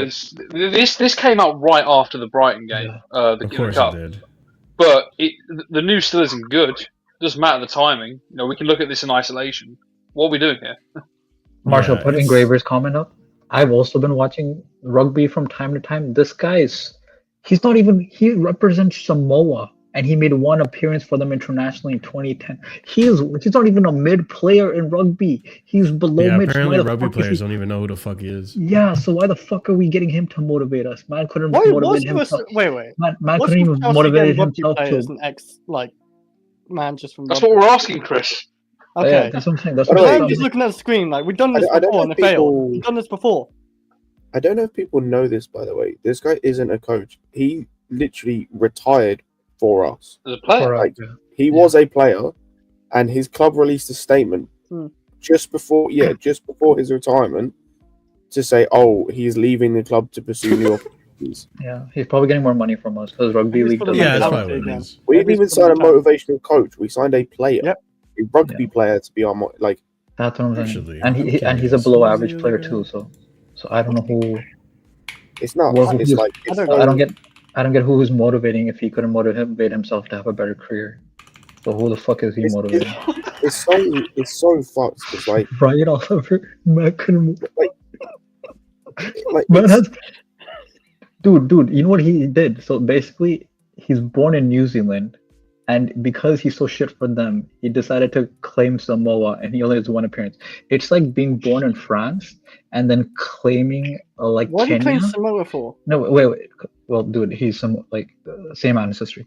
Yeah, It's like claiming. yeah. It's like being born in freaking France, claiming Gabon, and then making one appearance for Gabon. That's what he's done. That's a how weird mid of a flex, player man. he is. I don't know why the fuck. I we can't fuck- see this going on wrong. At least the first guy was a New Zealand All Black. Like that's like an elite team. That's like being France.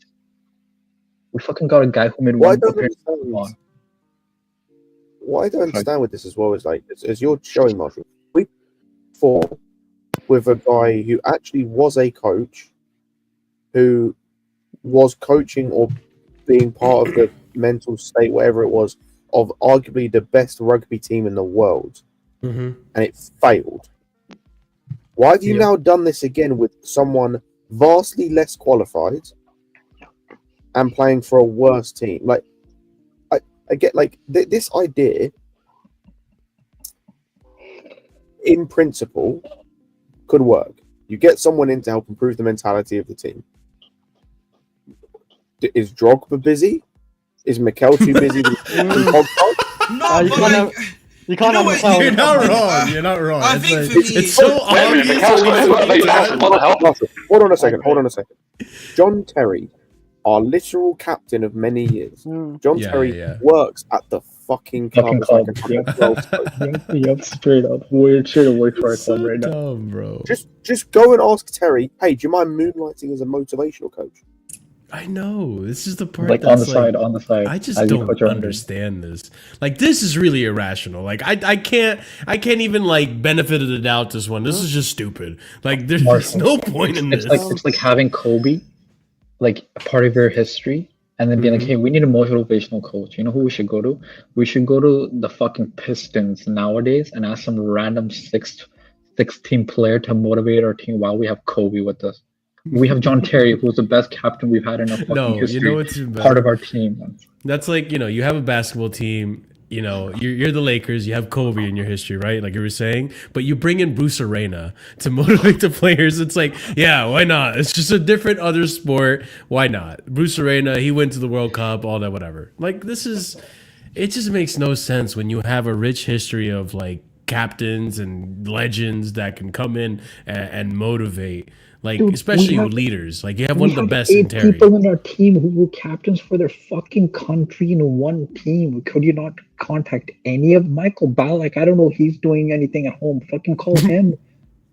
Yeah. I'll be honest.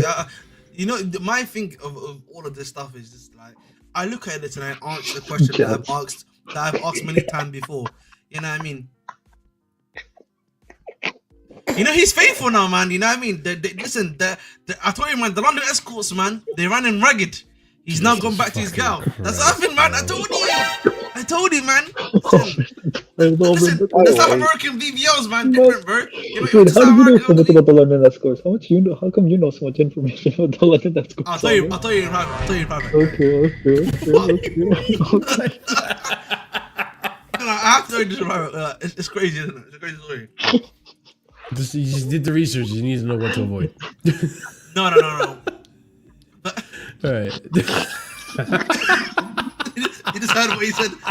That's why he's doing that reaction. He needs what to do what he said. That's why they said it. Oh, I love this show. You made Oliver leave, man. No, but like, more entertainment than a club. So I can. But like the For point real. I'm trying If to you don't make, laugh, you cry. Yeah. my issue is, this the show starts. Okay, it just goes back to the fact that we don't have any leaders in the squad, right? We don't have guys in our squad that Depressing. are old enough. Not even old enough to understand, but like old enough. Obviously, we just add that as a like an example, or like even got enough XP to lead this team. Because like, you see on the pitch, boys, right? There's times in the game where we might be losing, or like the shit doesn't go our way, and we move like divas, and we can't control ourselves, and the other team is able to pounce and take advantage of it. Now, my issue with that, this thing is, why not just bring in older statesman players? It's something I've said before. Bring in 1 or 2 of them. Your job is to look after the squad, get them through these periods. You know what I mean? Help them out, let them learn their thing. You know, if I hear Uncle Tosin one more time, I'm smacking someone. You know what I mean? Tosin, Tosin is 1 year older than me. Yeah, I'm 26 years old. Younger than me, bro. Bro, I'm 26 years old. So if you're telling me I'm an uncle, then Marshall's a granddad, isn't it? You know what I mean? Marshall's a granddad, bro. Yes. No, You know- not until I'm 35 and older. That's when I become. No, granddad. but according to Chelsea, man, Yeah, according to standards, yeah, you're No. you're According a to granddad. You're a actually, let me granddad, not bro. say that. According to the young people nowadays, 26 and up is unk. Up until you get to 35, then you become a granddad. So I'm 32. Listen, man, I'm still. I'm unk. sorry, mate. You We ain't are calling me an friends. uncle until my brother has a kid. You know what I mean? I know. I technically am an uncle. I do have cousins and stuff. Technically, that have kids. So I'm technically an uncle. So Fair enough, but at the end of the day, boys, you need to get some older players, bro. If you want motivational speakers and people to help you out, we just mentioned John Terry who's there all the time, Joe Cole, maybe a Didier Drogba. Get someone here, get them on the payroll, and get them to help your players out. the thing is too, like I was having this discussion with Surfer, and I think maybe my point didn't get across, or maybe we just fundamentally disagree on this. But I think when you look at the game that we just had recently, right? I think part of it also is that I said we lack experience, but what I probably should have said is we lack leadership. And I don't know if maybe that'll resonate differently for Surfer, but I feel like we do lack leadership in this team, or at least experienced leadership. Like you can have leadership in Tosin, and you can have leadership in Enzo, but is it the right leadership versus like the leadership role like of a Thiago Silva, Scott, someone who like you can see the impact his leadership has on the pitch. But Rudiger, leadership and experience go hand in hand, because like for the level we're at, right? Because like it all depends on the level you're playing at. Like you can be having leadership and being young is fine if you're playing in an under 20s team, because everyone's under 20 and it's fine. Like when you're playing at this level, leadership and experience go hand in hand. Because I mentioned this on a stream I was on earlier, where you look at like Van Dijk, he didn't become captain of Southampton, captain of the club until he was Southampton, and he was 26. And it was a year and a half he'd been there before he was made captain. And he spent the first year and a half playing next to Jose Font, who was like 34, whatever he was, 33 at the time. So it's like, you can't manufacture this shit. Like you can't it doesn't just happen. It has to be molded over time with the right pieces around it. People don't just become leaders overnight. They don't just get out of bed one morning, all of a sudden I've got leadership ability that I didn't have yesterday. That doesn't happen. Yeah. Never. So yeah, like as I said, it goes hand in hand, and we're seeing it. Like the most experienced players, or the only people that have shown any leadership or whatever, was Disassi off the pitch, because he's been a captain before. Reece James, kind of, but again, I'd say some of that's down to the captaincy plus learning under Silva. A bit of Caicedo, but again, vice captain, at the very least, in the international team, and that's about it. No one else is showing any leadership.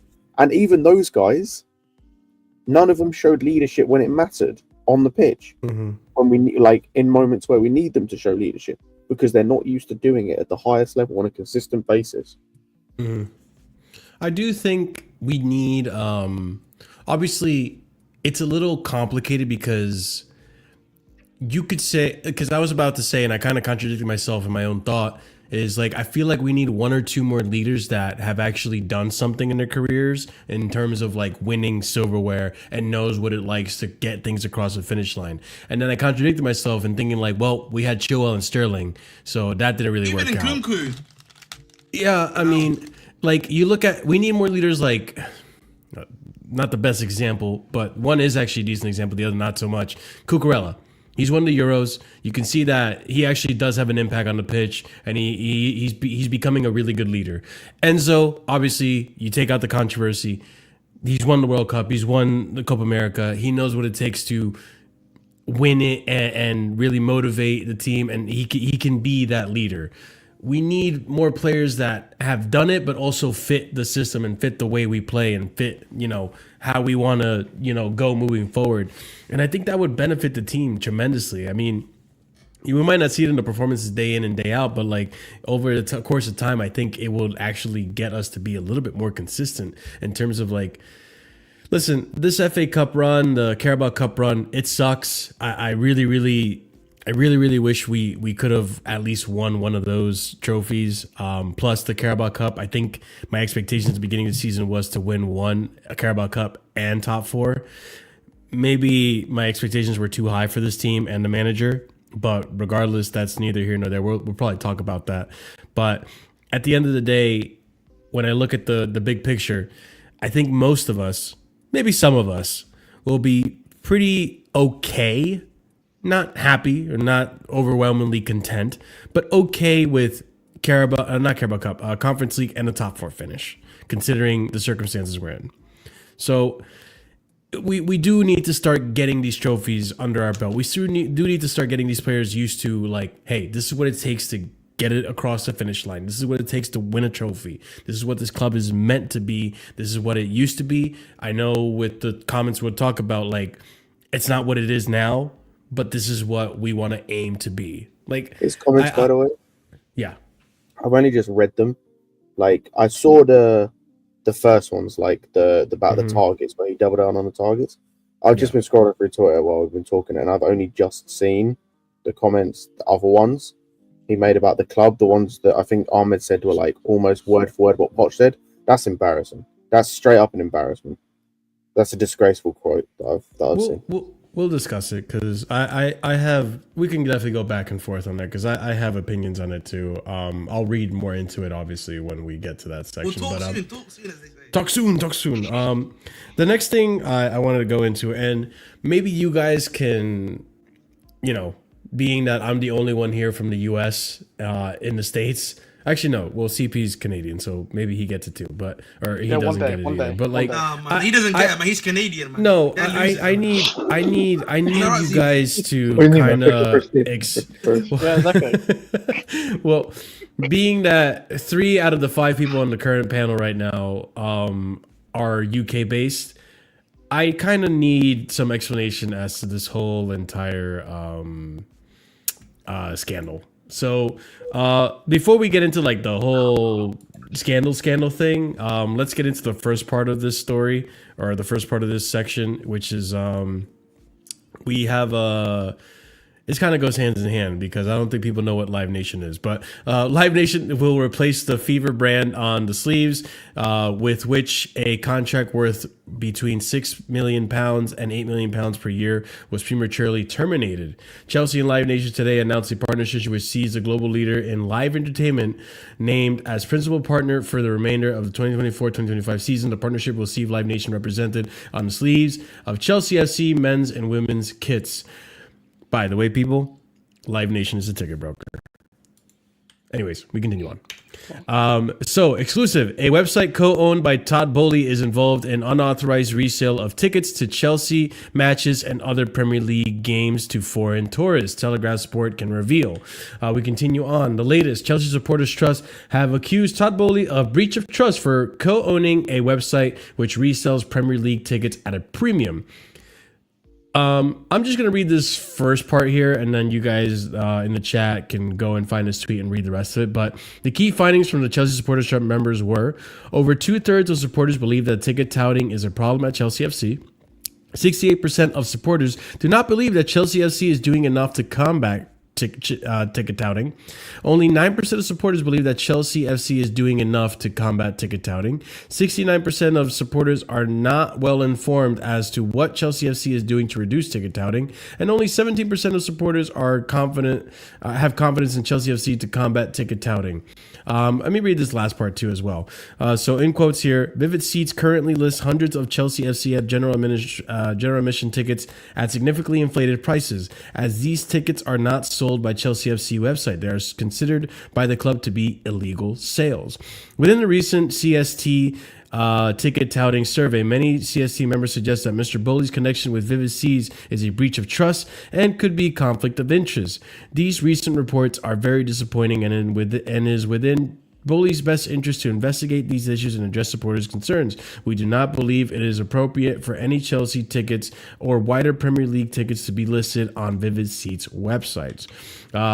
Pretty much same issue or a similar issue in protests happening as a result of this from the Strasbourg Ultras as well. Players, despite appeal from President Markelly, Rosignol, protests. So continuing on with that. So Chelsea fans have accused Todd Bowley of breach of trust after it emerged with the billionaire co-owns a website involved in reselling tickets to PL games, including his own teams.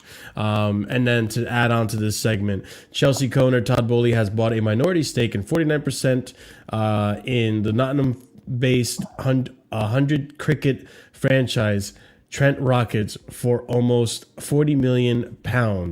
And that's the end of that segment in terms of the tweets. So CP, add on to this if you would like, but in terms of what I understand from this, right? Or at least what I get from this.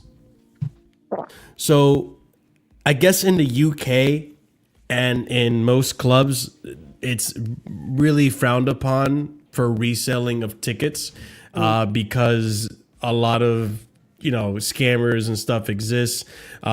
Just let me finish my summary and then you correct the parts that are wrong, and then CP also add on to what you believe. But if I'm understanding correctly, I think there's a cultural difference here, because in the US, StubHub, Vivid Seats, Live Nation, Ticketmaster, all these brokers, right? All these websites, they sell tickets, and some of them are specifically resale ticket websites like StubHub and Vivid Seats. And the clubs don't necessarily resell these tickets. And there is an issue also in the US where a lot of these scalpers, we call them, right? They basically buy the tickets. They have bots set up, AI, whatever, that buy these tickets immediately, make it unavailable for actual fans and season holders or whatnot, whatever you want to call them, and then they resell it at a premium. As far as I'm aware, it is possible that the actual owners of the clubs can be involved in this, but a lot of them are actually people that make a living off of just buying and reselling tickets, and they're just individual persons. So I don't know how it's that big. Like, this is something that's always been an issue in the US. I also don't understand really like why it's becoming an issue now, or why it's like, in order for Bowley to have bought the club, he's had to have gone through all these screenings. He was a board member in Vivid Seats for long before, or actually shortly or something before he actually put in a bid for Chelsea. So how that went through the cracks is also very questionable. So for me, like, I don't know how exactly this falls on Bowley, when from what my experience is that it's usually individuals that at the end of the day, someone needs to sell that ticket. If the tickets are being sold exclusively to Chelsea members and season holders, then those people need to sell the ticket themselves. Not necessarily Todd Bowley sitting behind a MacBook Pro buying these tickets from Chelsea members and then reselling them himself because he doesn't have enough money. He needs to do a side hustle. I'm just kind of confused, and I don't know if CP, you are also confused because you're in North America. You probably, go through the same thing. So I'm gonna kind of explain this. So, like, listen, in the UK, this is actually, I think, when it comes to sports event, if I'm not mistaken, it's actually illegal to sell resale tickets at higher prices. I think particularly in football. I know the football one. I'm fairly definite in terms of football. They have to sell it to you at same value. Basically. That's why when you hear like SB, it doesn't always happen, does it? Listen, obviously when that happens, that's obviously that's illegal, right? Yeah, okay. Yeah. Right? Yeah, So, but legally speaking, you can resell your ticket, right? But then the ticket has to be sold at the same price that you bought it at, basically. But doesn't it also have to be resold through the same exact Chelsea website? No. That's what I'm saying to you. It doesn't necessarily have to do that. The person, for example, can sell it to you as normal, whether it be like any website or stuff like that. But so what's been happening is, and I can actually use an example that everyone here knows about, which is my guy Will. So big up to my guy Will. His mate actually brought a ticket via the Chelsea website. Like, I think he's a Chelsea season ticket holder or something like that. Speak closer into your mic, by the way. Fuck you, Mike. Anyway, so it doesn't pick up as much as bro. Like, bro, I just don't think want you need to move the mic closer because, like, How I don't much think closer? Do you want it this close? that's not fair, bro. Actually, yes, actually, No, yeah, that actually works. it That's is actually better, perfect. but like I think your microphone isn't as good as like mine, for example. Like mine can pick. Okay, how do I sound now? No, How do I sound I'm now? not trying to flex. Yeah, I'm just yeah, trying to yeah, say mic that like leader. my mic You picks can up move from a it little like that. further than You can yours. move Bro, I increased my game by 50% now, so you should be Oh, no, here. you're good. You're good. No, Okay, no, you're it's perfect. better. You're It's perfect. better. You're It's perfect. better. Okay, There you go. so like what I'm trying to basically say, as I was saying, so this easy explanation, we can resell tickets. They have to be at the same value. Otherwise, if it goes above that for football, I'm just using football here, it is illegal. Okay, if you buy higher for it, mate, that's on you, big man. That's all I'm gonna say. But essentially, you can do that via your own methods. You can do that obviously via some of the stuff that you mentioned. You have UK version of that, or like the same version essentially. But something that I've been hearing that's happening is that essentially, on these websites, I don't know if I think it may be on his thing as well. They've been putting up the ticket for sale before it's even out, basically, right? It's even been sold, right? And then essentially, people are buying the ticket from his website, and the tickets aren't out yet. They haven't been brought yet. And then maybe let's say when you go into this website, the Chelsea.com website to buy the tickets, for example, season ticket holder, regular holder, because they are first. Then you're like a regular ticket recipient yourself that's trying to get into it in the second round, right? Now, what's happening is that for a lot of these guys, there's obviously the bot situation, which is sadly a regular thing, like in regard to the scalpers. But then there's also this thing is they're buying tickets, but then there's people on these websites that are buying tickets that are being given the same code as them to get into the stadium. And so what does that can create overcrowding, right? Because like basically, essentially, these people can't sit where you are. They can't be removed somewhere else either, right? So then you're causing confusion and mayhem, basically, right? So that's a big problem, of course, right? Because then obviously after that, like, you got overcrowded stadium, you got people that are not sitting, so they have to all stand basically towards the game. So that's really the thing, right? And that basically is technically illegal. But also, like, do you guys even have vivid seats in the UK?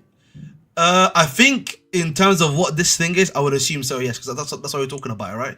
But I think it Like, might is be that like on available for might, you? Like, yeah, if you it wanted might to be. purchase a ticket through Vivid Seats, are you able to do it through? I don't think VPN it's called without a Vivid Seat VPN? though. I don't think it's called Vivid Seats though. I think obviously it's going to be a UK version of that, right? That he's connected to. So like like how, for example, in the UK, in the US you got a Grubhub, right? StubHub. No, I'm talking about the food. I'm just giving you a food thing, Oh yeah, like, Grubhub, Grubhub, right? In the UK, it's called Just Eat, for example. That's the UK version, or the European version, right? So it's a completely different thing. Technically, it's the same brand but different name. That's all it is, bro. That's all it is, bro. So that's basically what, from what I'm understanding, that's what's been happening, basically, bro. It's just, for me, it's kind of confusing that, like, this is a conflict of interest really when it as far as I'm aware, this is from consumer to consumer in terms of selling the tickets. Like these tickets go like I can see where the distrust comes, right? Because like how do you know that these tickets aren't being set aside for a scam, for example? Like so like Chelsea isn't setting aside a set pair of tickets to be sold at Vivid Seats and then the remaining tickets go for the actual members and stuff. You don't know. And I get that. But at the same time too, like if you're buying a ticket for a Chelsea game at over $1,000, bro, shame on you. You should know better. You should know better because I don't even know if the ticket's real. Like I don't even know. Like I've seen so many. But Marshall, the thing is, like, yeah. So like, I don't know if I've got. Give me 1 minute. Yeah, I'm gonna show you what like a ticket usually looks like, obviously. But where's my phone? What the hell? I haven't seen. I haven't seen on Twitter a raffle for a ticket or something. Yeah. So 1 second. Yeah, I'm gonna show you. Kinda I'm gonna show you something, Marshall. Yeah, just bear with me for a moment, right? Well, yeah. Let me just while you're looking for that, I'm gonna finish my thought because like. I've bought off StubHub a few times. I bought off, I don't know if I bought off Vivid Seats, but I bought off like SeatGeek and all types of these resale ticket sites. And I've seen some prices for tickets that are like outrageous that I'm like, that can't be the real price for the ticket. Like some people honestly sell, I don't even know if they're people to be honest, but I've seen tickets that are being sold for ridiculous prices. And I'm like, I don't even know if that's legit or if I'm even going to get my ticket. I know there's like screenings and stuff that you have to go through to an extent. I've resold tickets before and it's like you have to have a certain code go through and such. But, you know, there's workarounds for these things, I'm sure as well. Like I just... Oh, here we go. Logic, big up. Marshall, I went to the bridge last year and bought off a site just like StubHub. Yeah, you can buy it from there. Yeah, like again, as I was saying, Marshall, you can sell the ticket, but it has to be obviously in the UK. And for football, it has to be of value. The same price. Yeah. Yes. Right. That's and interesting. Obviously, that's very interesting because I don't know how you what's the word I'm looking for? I don't know how you apply that. I don't know how you administer that. Like, what's the word I'm looking for? I don't know. Your hand motion's a bit. So you see I don't here, know how Marshall, you right? control that. So you see here, Marshall, right? Usually Sure. for a Chelsea ticket, yeah, it will look something essentially like this, right? So you get something like this, right? And then you'll also get like to enter the stadium. Usually you'll get a barcode, right? Yeah. QR code, and then you basically scan through. You go through the turnstile, and then basically you're in, right? Yeah. Now, what's been one of the things I'm telling you about is that they basically get people are getting this. Thank you. People are getting this. Obviously, people are basically getting this thing, right? But like then they're also selling them. Then they're getting sent the same thing with the same person's name. Which is what's been causing issues basically right now. Now, the other issue also becomes right. So there's ways to combat that though. Like and I've seen it with Ticketmaster recently. And listen, guys, I don't know if you know this about me, but I'm an avid concert goer. I haven't been recently because I've been so focused on this channel. But like there was a point where I was going to concerts like at least once a month, right? It slowed down tremendously because I've just been so busy with work and the channel. But there's gotten a point where like Ticketmaster, for example, they will give you a QR code that it constantly, every 5 minutes, it changes. And so there's no way for you, because I remember people used to do is they would take a screenshot of the ticket and all you do is send it to your buddy and boom, he has a ticket to get into the show. You just copy the QR code, right?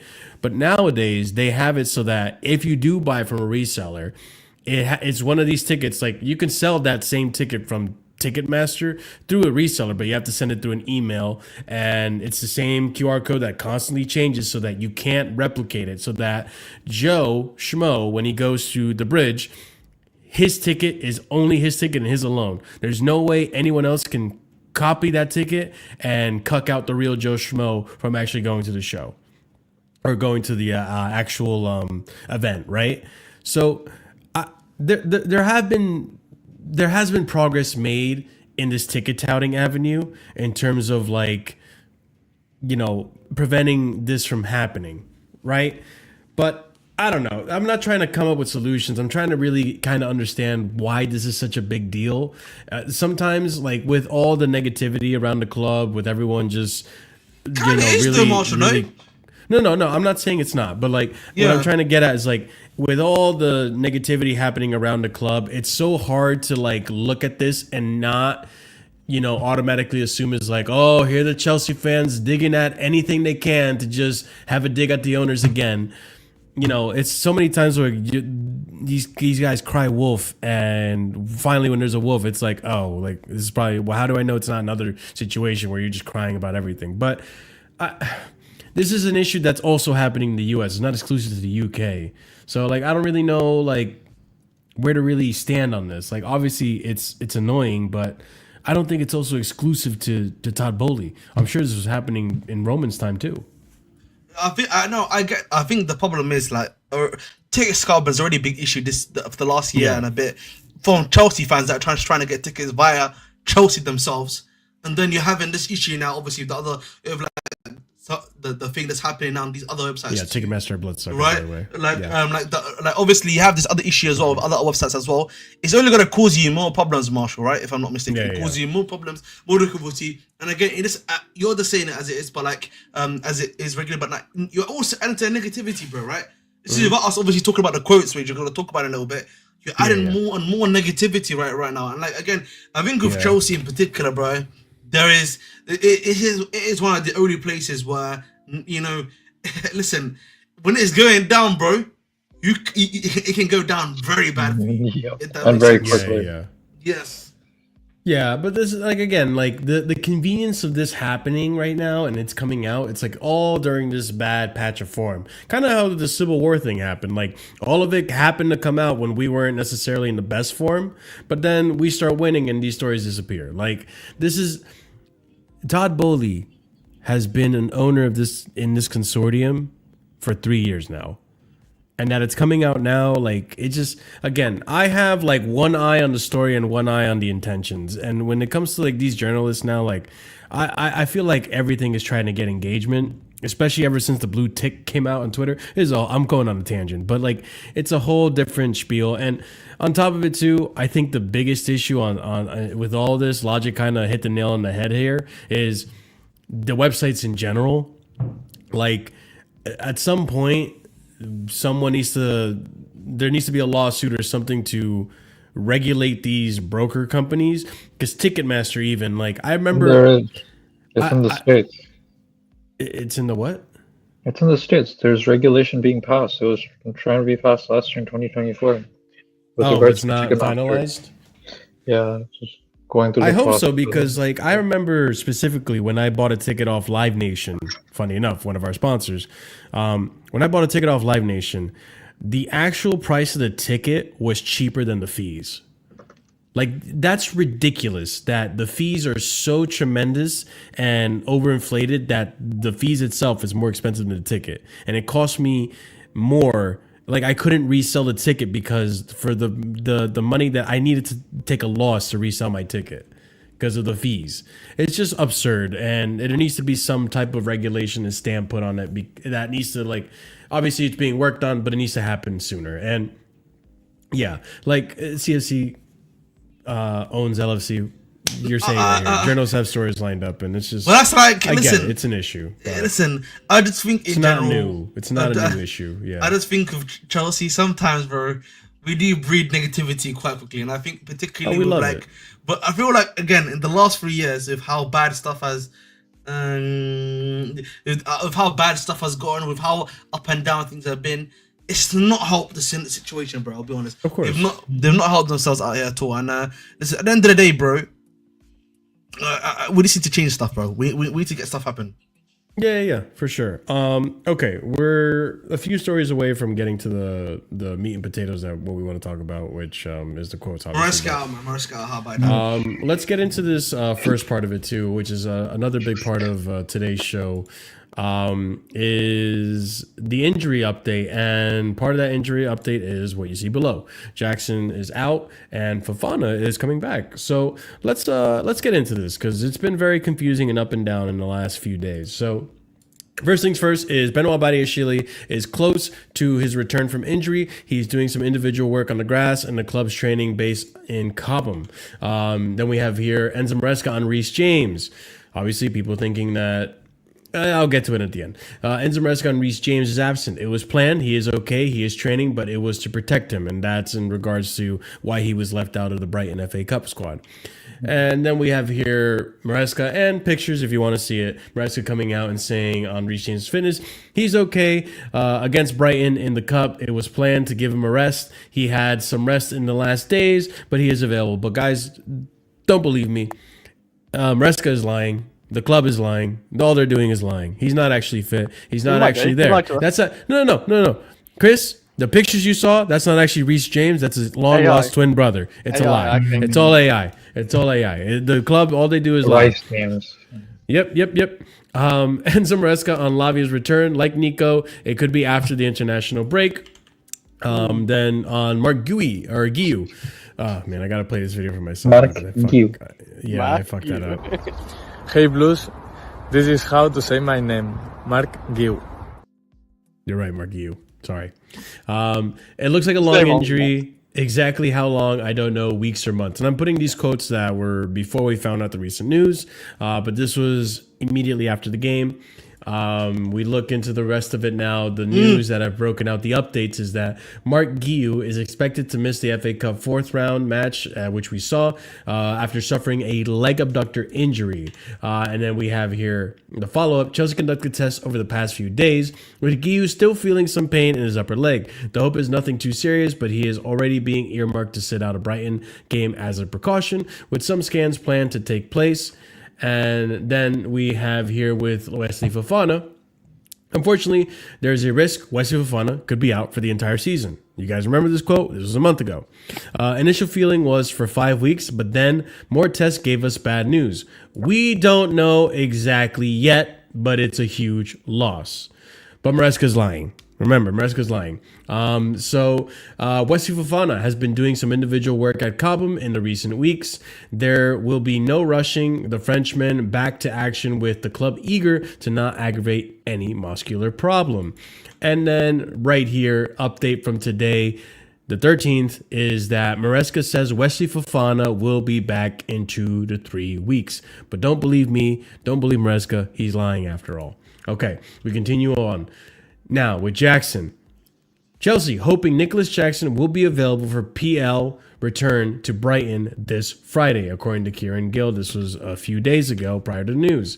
And then we have here Matt Law dropping the hammer, the news that we just got, which is Chelsea have been hit by a significant blow after striker Nicholas Jackson was ruled out until after international break at the end of March. We continue on here. Jackson had a scan on Wednesday. That was yesterday. Okay. Had a scan on Wednesday. He has suffered damage on his hamstring and will not be available until Chelsea's game against Tottenham on April 2nd at the earliest. We continue on. Maresca on striker injuries. It was bad luck that in the same game, two strikers both have an injury. But unfortunately, the Nico one looks quite good, so it's not a problem. This was before the scans yesterday. And Nkunku and Palmer have proved they can score plenty of goals, which is why Chelsea and Enzo Maresca are optimistic the team can cope with Jackson's loss. Enzo Maresca on Jackson's injury as of today. We knew it was a muscular problem, but not how important it was. His reaction was good, so we didn't think it was a big injury. Unfortunately, he had the scan. It is an important one. He will be out for 6 to 8 weeks. Don't believe Enzo. He's a liar, right, guys? And we continue on. And I didn't know this. Apparently, David Washington never left Chelsea, but David Washington or Mueca, I don't know who that is, could be options for Chelsea following the striker crisis. Take that with a pinch of salt.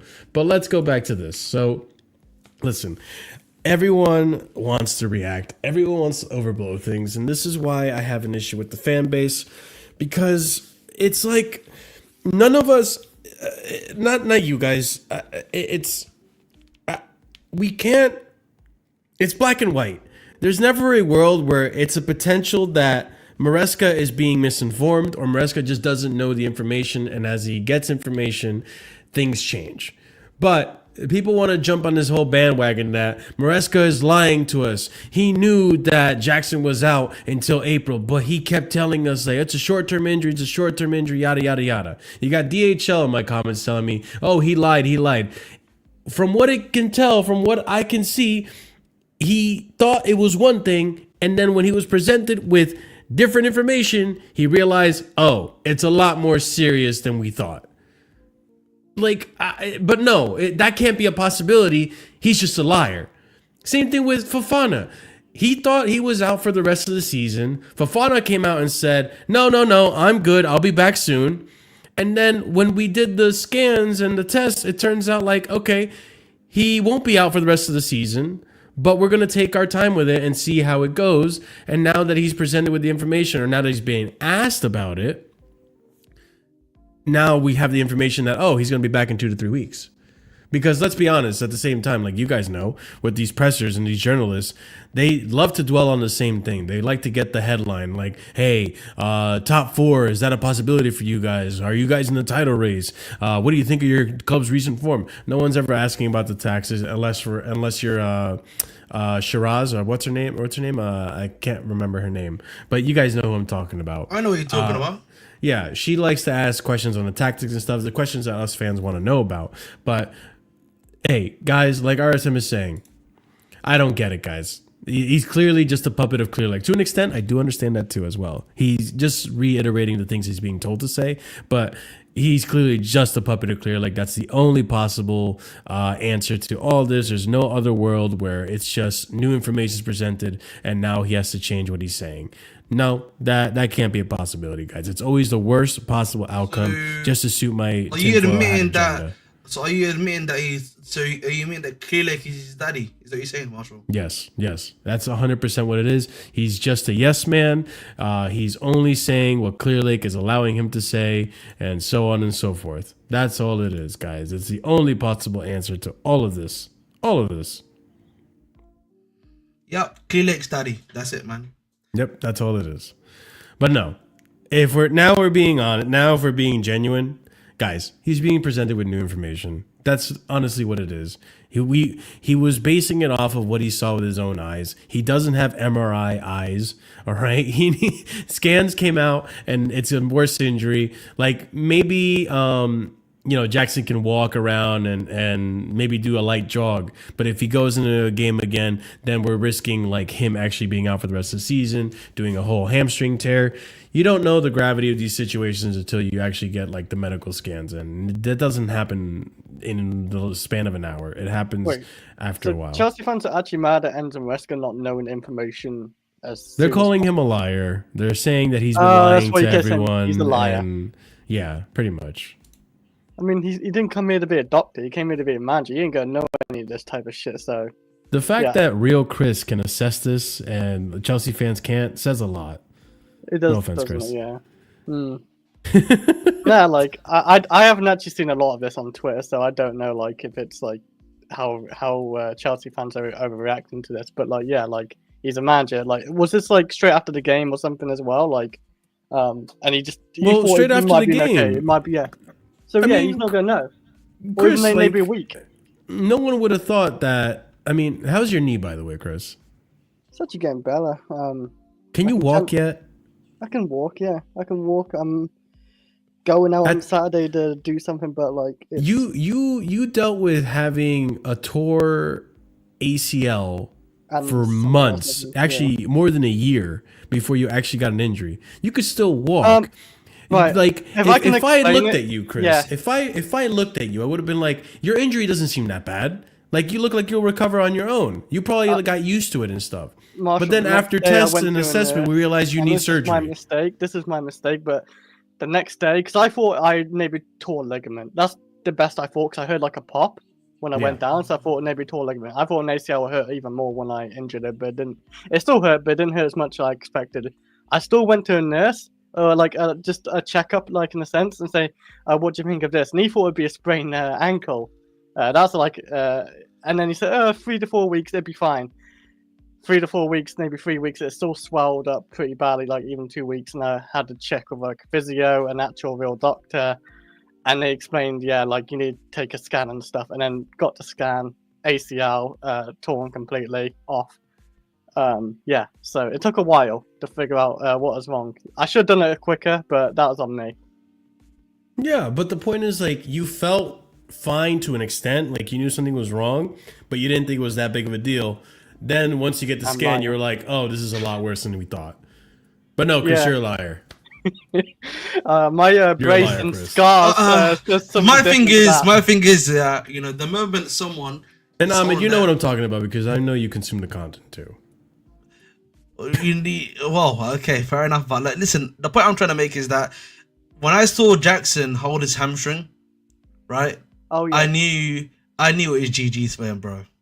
I knew it was GG's for him, and I think also, for me, that's another thing, guys. I'm sorry, Ahmed, because you just said it there and you reminded me. Jackson fell early in the game, but he continued that half. He did. Like, if you saw him continue to play for up until the 51st minute when he got subbed off, you would have thought it's not that big of an injury. He's not going to be out for that long. So Ahmed, that's what I'm trying to get at, because I have Chelsea fans telling me I get what you're trying to say, but I think the reality is sometimes we also need to realize a lot of these guys are also going off adrenaline, right? Like, definitely. When you hurt yourself, when you're playing was the moment, the one that's saying he was lying about Jackson's injury. The problem is with Jackson's injury is that there is a possibility that he may be telling a white lie, which is not the 100% truth, right? Maybe they were like, you know, initially, like from initial reports, minor hamstring, he's going to be back by next week, right? But clearly, maybe they did the scan or stuff like that, and then they were like, oh, this is a lot more worse than we thought. He's going to need a bit more time to recover, if that makes sense, right? And and obviously, when he's talking about both Jackson and Gui, he's probably telling them in real time that the medical guys probably like to him, oh, he's going to be all right, or something like that, right? But that's what I mean. That's like, what I mean. Like, it's maybe that time. The Jackson Gui one, the initial one is in real time, and then I think the one afterwards with Jackson, right? It got continually worse, I think, right? I think they did the initial thing where it was like probably out for a week, and then they did the scan, then it got worse. Because No. Like, I just want to explain DHL because maybe we just see things differently in this aspect. Well, we clearly see things differently, right? But like, for me, when you say someone is lying, that's like Ahmed right in front of me saying like, I live in Antarctica. But the truth is, he lives in the UK. He's clearly lying to me, right? Or Ahmed literally sit there and saying to me like, I let me not go there. Ahmed literally sit there and saying to me like, I'm not actually here on the stream. But it's like, clearly you are. You are here on the stream. If I look at Guiu's incident, when I saw Guiu fall and not get up, I assumed like, oh shit, yeah, I assumed that guy. I assumed the worst because I'm like, damn, he's not getting up. He's probably out for a while. Whereas Ahmed, you remember when Nkunku got hurt, you were saying like, oh man, that's not a good sign. I'm like, no, he's walking off. He's fine. Did I lie? You probably did. No, I didn't. Bro, what the fuck are you talking about? I didn't lie. All I said at the time, like, it didn't look like it was bad. And then I found out later that, oh shit, it's actually a lot worse and he's out for a half of the season. He was out until January. So, like, Marissa didn't come out and say, like, oh, it didn't look that bad. I think he's going to be fine. Which I don't think that's what he said verbatim, but he said something along those lines. And then later on, he finds out, like, oh, shit, no, he's actually out until April. That's not a lie. That's just, like, you were misinformed. You thought he was okay, and later you found out, like, oh, he's actually in worse condition than he was. And I wouldn't have thought that Jackson was actually out until April. I thought it was going to be back until the next game based off of how he reacted to his injury at the time. He didn't get taken out straight away, so I wouldn't think more than like 2 to 3 weeks. Ahmed might be AI for all I know, Jez. Listen, man. I might be the first human AI hybrid for we know. So hey, the game is the game. But now, on a serious note, I think DHL. I think it started from initial prognosis. Then there was the actual prognosis. Guy was definitely injured, but he didn't say Guy was fine either. Yeah. I think he said Guy was fine. Like, he said they're going to be alright. I'll pull up the. I know for certain he said Jackson and Guy are gonna be alright. He said them like together.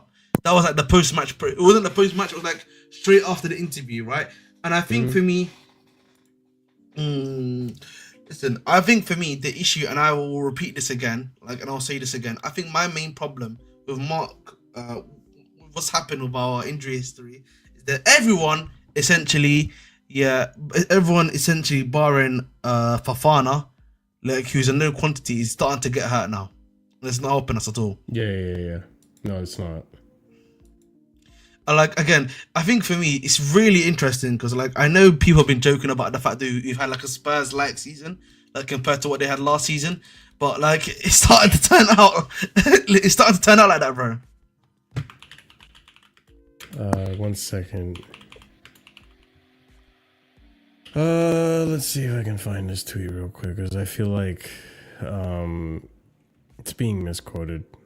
You know, it doesn't matter in terms of. We can just skip this, bro. Oh, here we go. I got it right here. Found it. Yep. This is the quote, by the way, that you're referring to, DHL. And I'm not going to sit here and say that he was lying based off of this quote. It's literally what he's being told. He's just regurgitating. And it's right here. Enzo Maresca on Nicholas Jackson and Mark Guiu. Nico and Mark both said to me that they are okay, so hopefully no one is injured. And this is what you're saying is Enzo Maresca is lying. That's why, I just disagree with you. I don't think he's lying. He's just saying based on what the players are telling him. If the player thinks they feel fine, they will then you're just going to go based on what they said. How do you feel? No, I really hurt my hamstring, coach. I don't think I can't do this. Then you're going to say, he really hurt his hamstring. I don't think he'll be available for the next game. It's not lying. It's just not lying. That's why I disagree with you. He may have been misinformed, and he told the audience or the journalist something that was misinformed of him, but it's not a lie. It's not a lie. A lie to me is you blatantly know they're injured. You blatantly know they're not fit for the next game. You blatantly know that's an Arsenal player and you're saying he's a Chelsea player. Stuff like that. It's a clear lie and you got caught in a lie. I just think he was misinformed. You add context to it, it's not a lie. I can't work out why even people or why Enzo Maresca want to lie about this. By the way, real quick, Chris, I'm so sorry.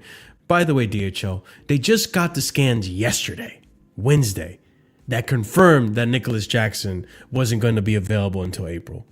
So up until Wednesday, we didn't know the extent of his injury.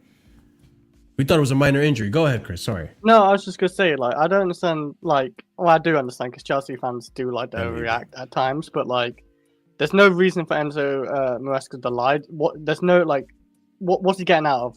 Why does he need the reason he need a lie half the time anyway is to get out of something. What's he getting out of this situation? He's just getting told information and he's giving to the Chelsea fans what he's getting. Yeah, there's no. exactly. I think people just making this a bigger thing than it is. It's crazy. It really is. You could say it's PR manipulation, especially because it was the last day of the transfer window and we didn't bring anyone in. You could say that. Maybe it is, but at that point we're going into tinfoil hat. I think the problem is the intention of Maresca. The problem is I just don't understand why we took so long then afterwards to report it. Right? I feel I don't know why he didn't just say Jackson was already out, because for me the game between West Ham and then the game from Brighton, bro. They had to have known Jackson was already finito, bro. The scanner had to have happened at that point. Does that make sense? It goes back again. It goes back again, Ahmed, to what we said about Chris, right? Chris had an ACL injury. He thought he was a minor injury. The doctors literally said to him, "Oh, it's a sprain or whatever." And then once they did the scan, turns out he needed to have surgery. But Marshall, with all due respect, but and Marshall, he was able to walk. I get that. That analysis is fair. But the reality also is, Marshall, and now can I say kind of like this? That's the NHS. I get you. You know what I mean? I get you. There's no other way to put it. Yeah. No. Listen. Big up the NHS and everything they do for us, right? Yeah, but it's not But listen, they're definitely professional and everything like that. But listen,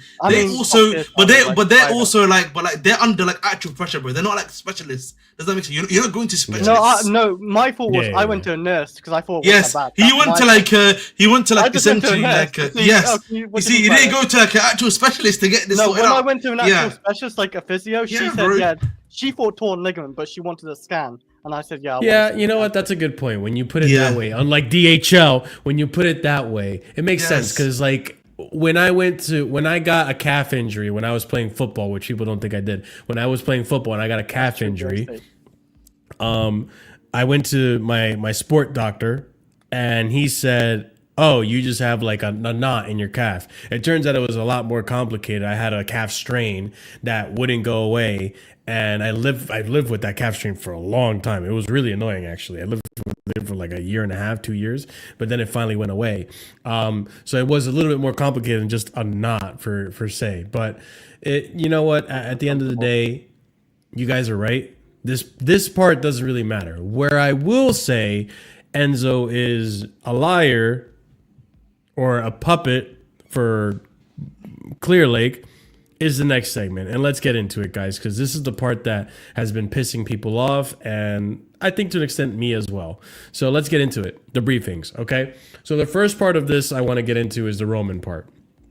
So let's get into it right here. So what happened? Buy us back, Roman. Buy us back now. I wish. We can start right now.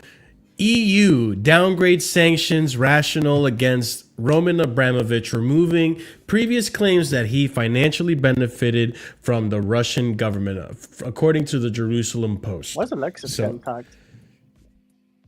Okay, so I don't know why. okay, listen. With all Go due for it, respect, Ahmed. I gotta use the bathroom real quick. listen. I know this is gonna. I know people want to listen. End of the day, it is what it is. We can't really change that much about it at the end of the day. The reality is, like, obviously, you know, he's already sold the club. Everything's pretty much done. There's no way he's gonna buy us back. I don't understand why people still are believing that's gonna happen, Chris. Like, from all Right the now, information. I don't think it's ever gonna happen, but you know, right now. it's possible. The issue, like, listen, also, like, there's also political stuff. Like, obviously, we don't want to speak about on this channel because we're a football channel first and foremost. We don't want to intersect both things in here, and also it's also for Marshall's sake as well, and my sake, and all of us here. Like, other stuff has obviously occurred now in regards to that situation, which is looking like it's gonna head towards the end. I'm pretty sure you've heard about that, Chris, right?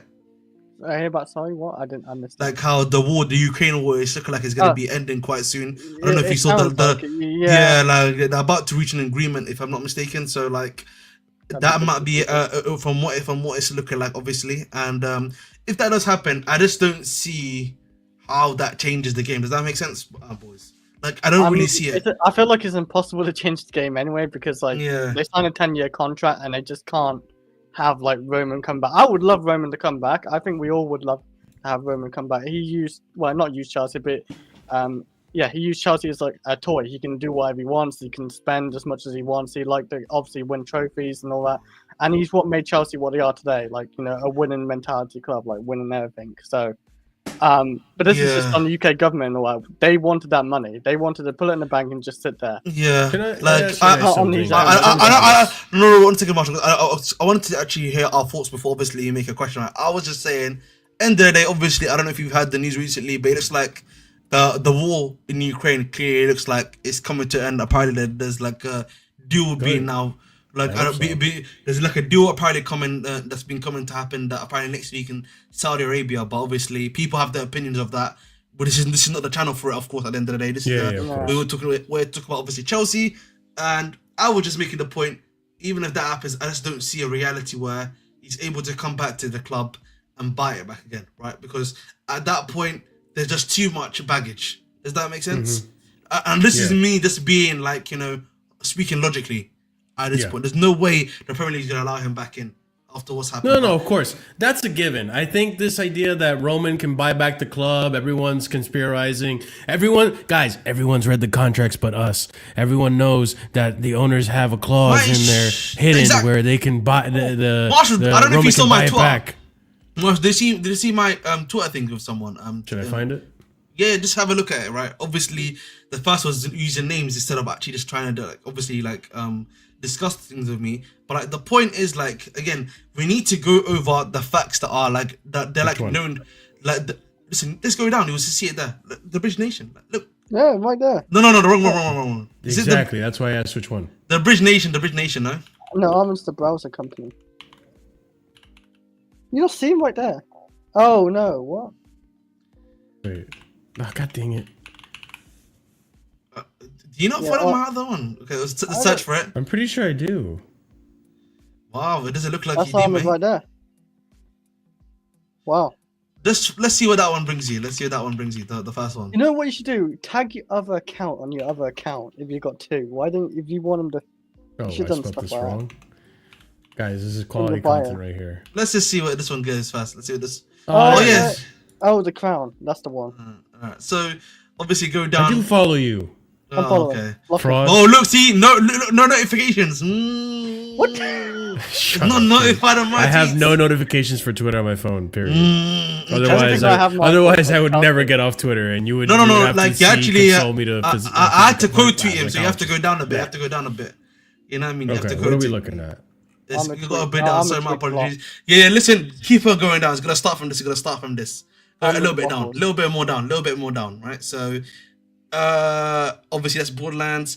No, one more. One more, and we're there. One more after. This yeah, guy there is you go. insane, by the way. This Yeah, guy. so like, I commented look, on this too. yeah, like it's like obviously like my issue is because I was having this discussion like let's deal with the known facts. Yeah, everyone here can correct me. From what we know, Chelsea and Enzo, whatever it's called, yeah, have put into their contract, yeah, something called the Glazer clause, right, which is about profits and then also selling the club. Now, the reason why I'm trying to explain that stuff to people, yeah, is that the Glazer thing here means they can't sell any shares of the club. The reason why they can't share anything of the club here is also to do, obviously, you can get dividends from your company in terms of like profits and money, like obviously the amount of money you put in because you obviously after stuff like that. But you can also sell your shares to make money too, right? You can reduce the percentage that you own of the club, but then by doing so, you get money back if the club has already been is valued higher than what it is right now, right? So that's one aspect of it. That is banned, boys. They can't do that, bro. Right? They're not allowed to do that towards themselves. They can't sell it to a third party until when it's at 2032, right? Which is a decade. Anyway, right now it's like 7 years left, or 7 and change left. 2032 sounds familiar. I've Right. been hearing lately. Now the next part that I want to add here is that what we know as of recently, when we were talking about the Chelsea Civil War stuff, right? The Chelsea Civil War stuff, from what I refer here, is that we know they can sell either to Igbali or to themselves or to like Bowley, right? They can only sell within themselves, basically. One of the two can get it. But then once it's sold to them, again, they still own complete ownership of the club, and they cannot, again, they cannot sell it again to anyone else, right? Again, they can't sell it to another third party because they don't own it, because that would mean Bowley owns 100% of the shares, not anyone else. Himself would own the 100% of the shares, right? No profit will still be allowed, no nothing, because that is literally in the contract. Okay, that is what we know. We can't keep theorizing, this idea that billionaires they don't know, they know what's going on, so therefore, like, yeah, they won't allow themselves to sign it. We don't know that. It's never been said to us. Yeah, this exists again. And one thing I don't understand is that, yeah, with all the PR that exists out here, yeah, we all know. And again, yeah, we all know as we all know, guys, right? That listen. If that was the case This in the is true, civil, by the way. This is true, by the way. Oh, okay, here we go. But like, if you, but like I mean, Marshall, like a bit PR, but like, listen, but Yeah, I'm listening. yeah, but like, you guys know this, right? Like, if when they were talking about that Bowley versus Igbali, if that was we would have found out in that period of news briefings, yeah, if there was truly a clause that could stop that Glazer clause, we would have known by then. The club would not hide it, by the way. Yeah, the club would not have hidden that, by the way. They would have made sure to make that happen. Legit, like, I don't understand why people are acting like this stupid. Like clearly we would know verbatim if this was not possible. Like, that's what I'm saying. Like, X-Style, bro, I agree. Like, they're trying to find something that does not exist. Like, genuinely, it's all tinfoil hat conspiracy theory. like, you have really to, like, is. listen, like, the thing is, I don't even know if the contract's even available to read, by the way. Like, I would not it's assume, not. I would not assume so, because this is a private contract right now. Exactly. It's It's not a done in private public. exchange. Because it's Yeah. been done by Clear Lake Capital, and I forget who was the guy that did the Rain Ring Group. Group, right? Yep. So it has to be private. It was done privately, right? So we will never know any of this stuff, bro. Yeah, just like, if I were to purchase something, another client cannot come in and ask for the history of my purchases. That stuff, I'm pretty sure, falls under some type of confidentiality agreement. Exactly. It's like, guys, if this was public knowledge, we all would have known about it. If this was public knowledge, and to an extent, I wish there was public knowledge of this exchange so that I could personally read into it. And on top of it, like, listen, guys, and this is why I said the joke what I said on my Twitter about I'm a certified lawyer, because let's be real. Ahmed, you could probably attest to this to a certain extent from the engineering aspect of it. When you get blueprints or when you get like engineering paperwork and stuff, there's a certain jargon that goes with it that it takes someone who knows the jargon or understands the language and literature to understand what is being said and spoken of. You're not going to sit here. Anyone who is a minerals muncher in my chat, you're not, or watching in the future, you're not going to sit here and convince me that you know what is being spoken about in these contracts and these negotiations, that you tit for tat understand the percentages and sell-on fees. And there's so much business jargon and stuff on there. Like, I get papers from the insurance companies and I barely know what the fuck they're talking about. I have to call the insurance company to be, can you please explain to me what this means and what this means? There's no way you're going to sit here and tell me that Johnny Minerals actually understands what is being said in these paperworks if he even had the rights to even read into it. Which, by the way, what world and what universe do you think Johnny has access? And I'm saying it by name. I don't even give a fuck at this point, because let's be honest, let's call a spade a spade. In what world do you think Johnny has access to this contract that he can actually tell you what is on that contract negotiation and the clause exactly? Like, if that's the case, have him show you. Have him show you. At what point is there a clause that says the club could actually sell to X ownership, whatever legal jargon is going to be set in, for whatever reason? Have him show you. Because as far as I'm aware, this is all conspiracy, just like what I'm saying is conspiracy and all theories. Because I saw big up to Lewis. Lewis actually asked like a general, like Lewis actually hey man, listen, I forget what listen, I love those movies, man. I forget what it's called right now, but National Treasure. Shout out to National Treasure. Yeah. But like, 1 and 2. Shout out Nicolas Cage. But like the reason why I'm saying it, because like I think Lewis actually did a good job today, like of actually asking this question, right? And like I think Pies, one of the things that he answered with was like, these guys are billionaires, man, and everything like that. And like also he's like, maybe this was like the PR. We know how Killick does PR, right?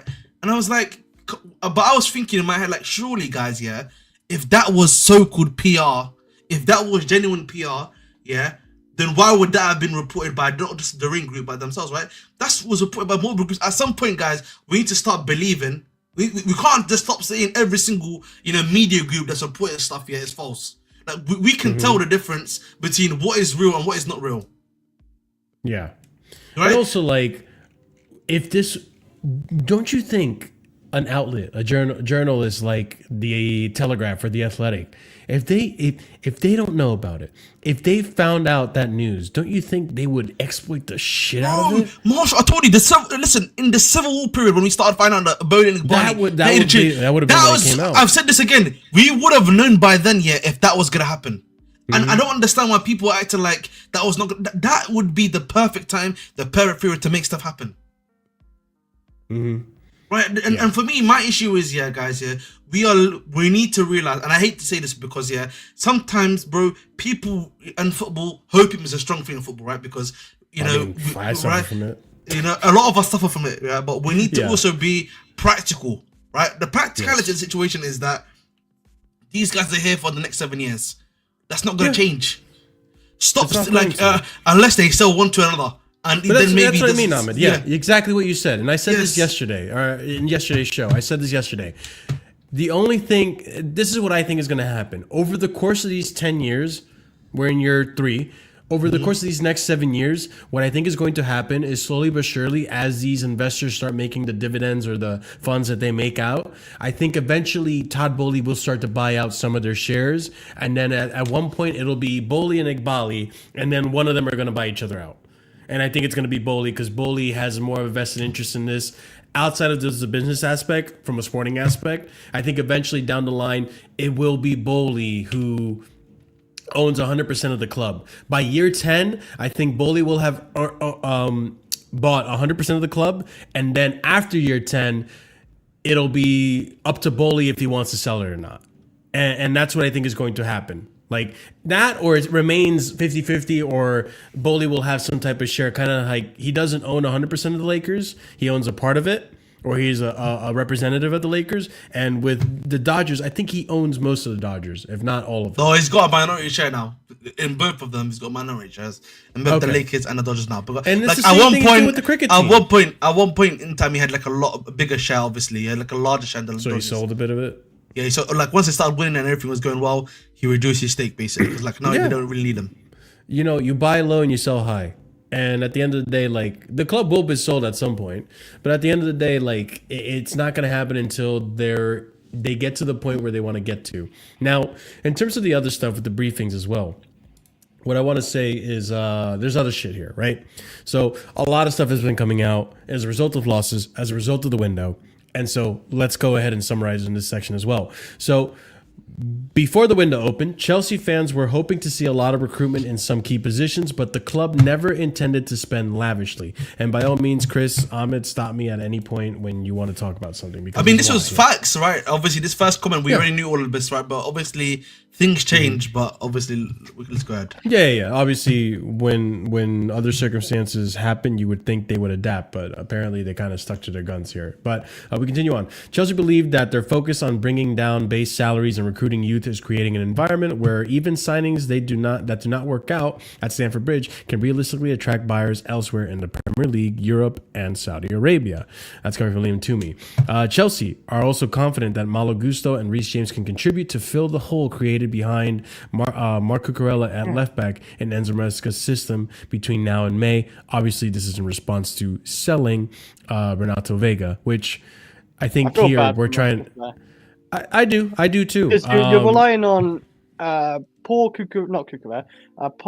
Gusto, who can't really play right back or left back, and Reece James, where we have to like protect. The irony is the irony of Gusto.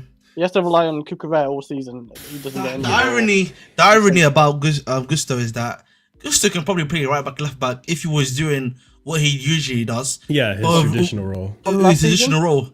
Yeah, but like he's not doing that. It's not even just about the system, I don't think, sometimes, because he can even play badly from passing the basic passes. And that's I think part of it is that I think a really big thing of Gusto right now, and he's never lost confidence too. Is Gusto is confidence. Yeah. I think he's lacking confidence because he's been playing this thing, something that's not working out for so long. And I think he's been very frustrated. Yeah, I think, and particularly when you're a young guy, I think that's the issue. And I think the issue is about 23, 22. He's only 20, bro. Oh, Jesus. Yes, he's really young. But yeah. But like the point I think Marshall had the previous thing about the base salaries, right? And it's like, again, guys, like it's so well and good doing that, but when it comes to getting some of these big players, that's not gonna work. Worked for Liverpool, right? Look, Chelsea believe they're focused on bringing down. Well, I mean, it did because they're on high wages now because they earned it. Wait, but there are some players in that team that are earning high wages that they're stuck with that they want to get rid of, like Darwin Núñez, like Luis Diaz. No, but he's not on 300K. But hold on, Luis Diaz isn't on 300K. But someone just reminded me. You know what they bought Luis Diaz for? 100 million. I know. No, not 100 million. 70 million. It was 80 million. No. Oh, it was 80. No. It was a high price. It was a high transfer fee. They spent a lot of money, but Liverpool do have a way. Because the thing of Darwin Núñez was that they thought it was going to be a guarantee. I'm talking about Luis Diaz was 70. Darwin Núñez was even more expensive. Luis Diaz was only 50, bro. He was actually really cheap. Diaz. I don't think so. I'll look it up. Diaz was a January signing. I'm fairly certain they bought him only for like 40 or 50 million. He wasn't that much. He wasn't that expensive, bro. Because he was you know how much Darwin Núñez is earning at Liverpool as well? No, I don't know. 140K. I mean, it's still plenty for him. You know, he isn't that great, so it shouldn't be. And Diaz, you know how much Diaz is on at Liverpool, by the way? He's only on 70K. 55K. It's even. Yeah, I know. He's not on that much money. Luis Diaz they bought for quite cheap. I'm fairly certain. 60.22 million euros according to. They spend a bit on their players. So something like around about 55 million. But the way structured they do. Yeah, but like the thing is, like, but again, I think for me, my issue, like I've said this before with Diaz. I think Diaz is a good player. I just think obviously. He does a lot of good stuff. It's just that his shooting obviously is not off, which is his problem. He's very similar to Madueke in that sense. Actually, he's like decision making isn't always on point, but the step to get there is really great. But the point I'm trying to make is that the base salary thing, when it comes to getting big players, you saw with Elise, you saw with Osimhen. There's some other players that apparently they've targeted that we don't know about, that are big players that have not come because of the wage structure that we're trying to do. You are actively hurting yourself at some essentially, right? Because you're not going to be able to get the best in talent to really help you push over. But you know what it is, and you know what, Engraver, you're kind of right here. I mean, they do have a good hit rate, but you know where that hit rate comes from? It comes from at least early onset, because like later on in Liverpool, like we're talking Jurgen Klopp, later in the Jurgen Klopp era, they started to miss a lot more than hit. But in the early days, with Sadio Mane, with Firmino, Henderson, Fabinho, so on and so forth, Michael Edwards, having a good sporting director. That's what's the difference maker, right? As long as we have our current sporting directors, I have very little confidence that if they were to go and do what Ahmed says, for example, and break the wage structure for a player, bro, I am worried that we'd get another Romelu Lukaku. I am so dead ass about that. If you gave me a Michael Edwards, I'm more confident that, okay, cool. If you're going to spend big, I'm confident you'll get the right player. But the problem is though, I think the issue is though, I don't think they would. They've got that good enough. I feel like the club, in terms of club scouting, they have shown in attacking scenarios, they are quite good at scouting attackers, bro. So I don't really think that's a problem. Genuinely speaking. And I feel, again, they could probably get us, again, that's why I'm talking about attackers specifically in that market, right? They could probably get a good goalkeeper, right? Maybe not Diego Costa, hopefully not, because that's the only one I would not go for. But any other goalkeeper when that range, so maybe that value is a good player to get. But I'm also a little nervous that this is the part where I'm like, I kind of see where people are coming from in terms of resale value. Because I think if the theory that all this club cares about, and this goes back to the stadium talk that we had earlier, right? If the theory is that all this club cares about is profit, then I'm worried that we're just never going to buy a player that is going to ask for a $300K a week wage, because we won't be able to resell that and regain a profit out of that. I think at the end of the day, I think the days of seeing players go on a free for Chelsea are long gone now. Like, I genuinely think that's long gone. We're either going to force players to move on, and we have low enough wages that it is more possible to do than someone who is on 300K and is going to ask for more than 300K in the next club he goes to. I think those days are long gone. Like, it's so much harder to move that player than someone who is on the low wage, signs a contract, and then we can sell you on for a profit. And I am worried that the club is now turning into just profit, flip for profit. Doesn't matter who we get, as long as we can flip for profit at some point. Do you remember, I think it was last week, Marshall, remember that stream that me and I did, that we kind of agreed with each other that, you know, could the club survive without Champions League football? Do you remember that question that you asked? Yeah. I said, if they finish their model, they could last without European football. You know that, right? You remember Yeah. And I still stand by that claim, by the way. I stand by that claim. If they sort out the in-house stuff and make stuff work, they can survive without European football consistently. Yeah, but that's why I asked the question that, like, is there a model where you can survive in the Premier League and make profit without success on the pitch? And that's the part that worries me. The thing is, I know people use Borussia Dortmund, but listen, Borussia Dortmund had a bad season, but it's still Borussia Dortmund okay. are always in Champions League too, as well. But listen, they're out of the Champions League this season, for example, but they're gonna be all right, because all they have to do is sell one player, and they will find their gems that they always do, and they'll just reset. Their overhead cost is a lot less than Chelsea. Right, but like, listen, I think my issue is the overhead cost is really high because they haven't found a place to move their stuff. Mm-hmm. And like the thing is, like, listen, you and I, we may disagree about Andre Santos, but this summer is going to be very interesting. Oh yeah, we'll talk about Andre Santos. That's the next segment I have after this. But let's continue on with the more briefings, because there's a lot of briefings here that I like. Obviously, I'll go through it. For example, right here, Chelsea's priority in the summer is winger and striker. We've known this. That's terrible, though. We'll continue on because there's more to it. Primary Chelsea targets such as Liam Delap and Benjamin Sesko were simply not available in January. Briefing. right? PR, because we couldn't get a striker. Now they're giving us a reason why we couldn't get a striker. Oh, because Sesko and Delap weren't available in January. And that's the main striker targets that they want. Which to an extent I did say, and I do agree with. Like, I think the main targets that Chelsea want aren't available. And so we didn't go for one because we want to wait till summer till we get the ideal target. We continue on. Deadline day stories. Chelsea considered Garnacho, but decided to keep the current squad and make investments into attack in the summer window. Inquiries were made for Garnacho, but nothing went further than that. If the right deal for the right price could be done, Chelsea would act. If not, it was all about making some headway for summer moves, and the club believed they have done this. Chelsea's messaging has remained consistent. They wanted a winger and a striker, but were not going to break the bank to do it, especially with few teams wanting to sell their best assets.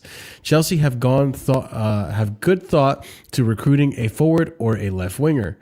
They held a concrete interest in Garnacho Gittins until ultimately they decided to wait for the summer as they did not see good value options available that would improve on what they already have without hindering others' development. There's the word, hindering others' development. Chelsea were looking for wingers and strikers, but got neither. Those plans have not been shelved. Chelsea have done a lot of groundwork to get deals done in the summer instead, which was their plan all along. Guys, the plan all along was to just make groundwork. We weren't going to go for a winger or a striker. One of Simon Johnson is that, I hate to say it, he's quite reliable, sadly. Mm-hmm. The T0. Oh, okay. He's Round basically envelope? the T0. Remember, he's sort of the Athletic, basically. So the Athletic, if they're reporting Oh, yeah, stuff, that's bro, true. Yeah, he is. that's basically, bro. You know what I mean? Yeah. You can't. If it's him or Matt Law, usually even Matt Law, I'll probably put in this category now, right? If they report something, bro, it's essentially like, you know what I mean? It's pretty much that's the game, bro. Now, Yeah. More briefings here. Obviously, we can go back and talk about the other ones too. But Enzo Maresca insists he was absolutely behind Chelsea signing João Felix last summer, despite the forward being sent out of loans just 6 months into a 7-year contract. DHL, if you're still in chat, you can call Enzo a liar here. This is where I agree with you. It can now be revealed that Chelsea targeted an early January swoop for Murillo in what could have been a record sale for Forest, but Forest owner Evangelos Markanakis refused to consider anything. Enzo Maresca was backed with a 5-year deal due to the complications of FIFA Club World Cup taking place in July. This was viewed from the outset as a 2-season season. Interesting. Enzo Maresca on outgoing transfers. Everything that happened was planned from me, from the club, and from all together. we have Tyreek George, who was very good profile. Probably we can find some different solutions. Yo, the amount of PR is crazy right here. But the thing is, listen, we'll go back to like the striker and winger stuff in a little bit. But let's start with these. And listen, Maresca is doing the thing that Poch didn't want to do. Yeah. He's willing to sit there and take all the blame and be the yes man. Remember, this is something that we already knew about, yeah? That Maresca was willing to collaborate with them and be a yes man for them. He already accepted that, right? And so this is the reality, guys. So I hope people understand that Maresca is willing to do this stuff and he's willing to say, listen, that's me. I'm doing everything. That's my choice to protect them. But obviously, we would like to think the reading comprehension, reading between the lines, media literacy here, well, excuse me, is much better, and we understand that's all fake news. Got it. But I feel sorry for Maresca, bro. I feel sorry for him, but at the same time, I can't be sorry for him because he decided to, you know, he signed the contract, yeah. Exactly. He knew what he was getting himself into. Yes, exactly, bro. Yeah. It's the same thing I said about Poch, remember? I said the same thing about Poch, by the way, if you remember. Yeah. No, and Red Rebellion, I also agree with you. Like, to an extent, and this is the thing, like, you know what? Screw the contract between Clear Lake Rain and Roman, right? What I personally really want to see, and I hope it's publicly made, is I want to see what the PSR financial rules are. Because that'll give me so much more of an understanding as to why the clubs all around us. Because here's the thing.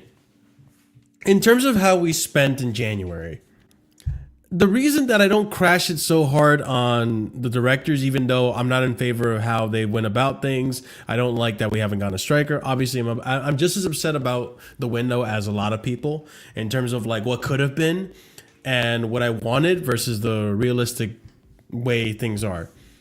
But the thing is, for me, in order for me to big up Chris later, man. In order for me to and I said this tweet yesterday, and Javon, big up to him. He actually gave me a good argument. In order for me to really like say like we're doing shit, right? I have to look at the clubs around me and what they're doing to really get a comparison of like, okay, if our owners and our sporting directors are doing everything wrong, well, show me an example of someone that's doing everything right within the restrictions that they're currently in as well. I'm looking at Arsenal. They didn't sign anyone. I look at United. I mean, United have money. Well, actually, maybe not. But as far as I'm aware, commercially, they had a lot of money going for them, but I think they've been spending wrong in recent time. Their wage structure is overbloated. We know all this, right? But they only signed Dorgu and Heaven. That's it. You look at Tottenham. They got Mateus Tell on loan, and who's the center back's name that they got? It starts with a D. Danzo. So, like, overall, the business in January for most clubs, even, like, if you want to even look at it, let's look at Man City, right? They bought a bunch of young players and a Marmouche, who, as of right now, the what's the word I'm looking for, man? I can't believe I can't remember my words today. The verdict is still out on Marmouche, whether or not he's going to be the one that saves their season. But as far as I'm aware, as far as how, you know, I'm used to Man City spending, that window is nothing like their previous windows, where they went out and got Erling Haaland, where they went out and got Calvin Phillips, where they went out and got like players of high stature. They went and got young signings. They didn't get anyone that was going to solve their current issue right now, outside of Marmouche potentially. The only one is Aston Villa that I can look at and I'm like, okay, Aston Villa got a Daniel Malen. They got Rashford on loan. Who else did they get? I think they got someone else in that window as well. So they're really the only club I can look at and I'm like, okay, they bolstered, they reinforced in this January window, but everyone else didn't. Why is that? So I think really the issue is, I think the reality is, Marshall, and I think I get where you're trying to come from. I think in January, you know, it's usually seen as like a panic buy window, right? You want to hope that the big window, which is the summer window, you're bringing all the guys you need. And then in January, you don't want to use that, bro. Mm-hmm. So that's But that's what I mean. Like it's, I really want to know what, like, if it is public, people show me the link, please, so I can read it myself. But like, I really want to know what the PSR restrictions are, what the financial restrictions are.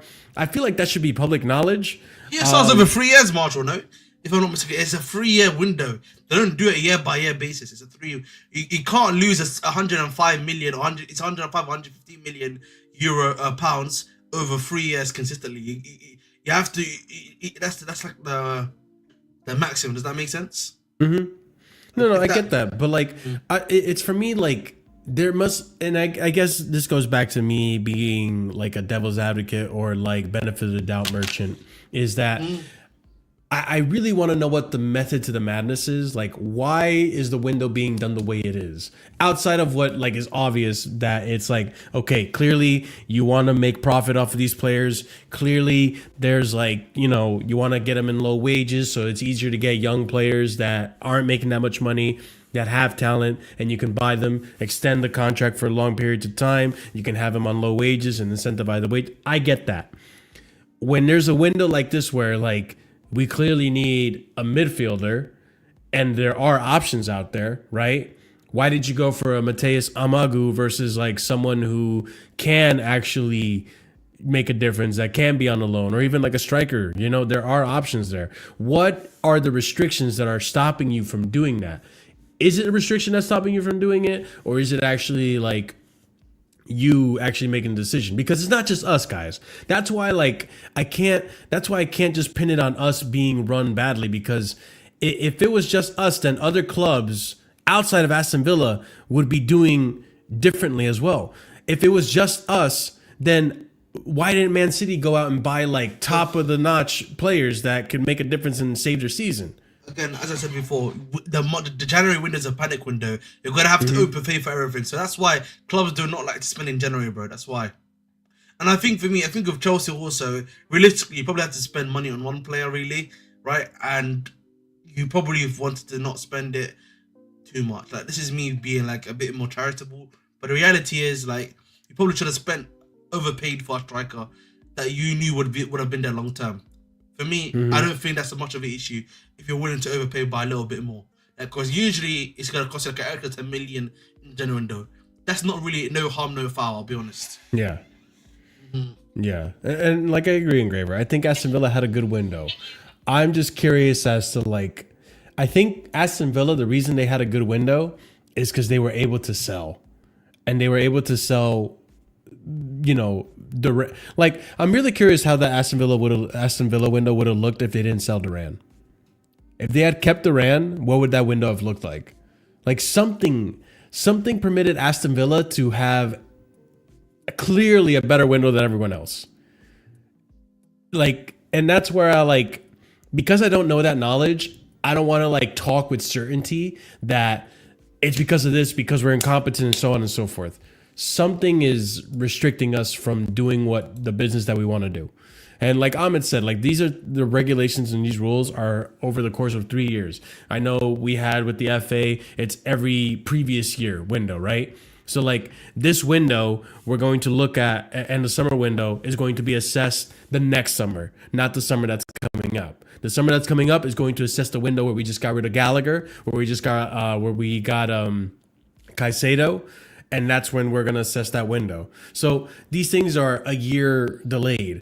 So that's why like it's very difficult to me to really like crash it on the directors and the owners, even though I am not happy, right, with the windows and how they've gone.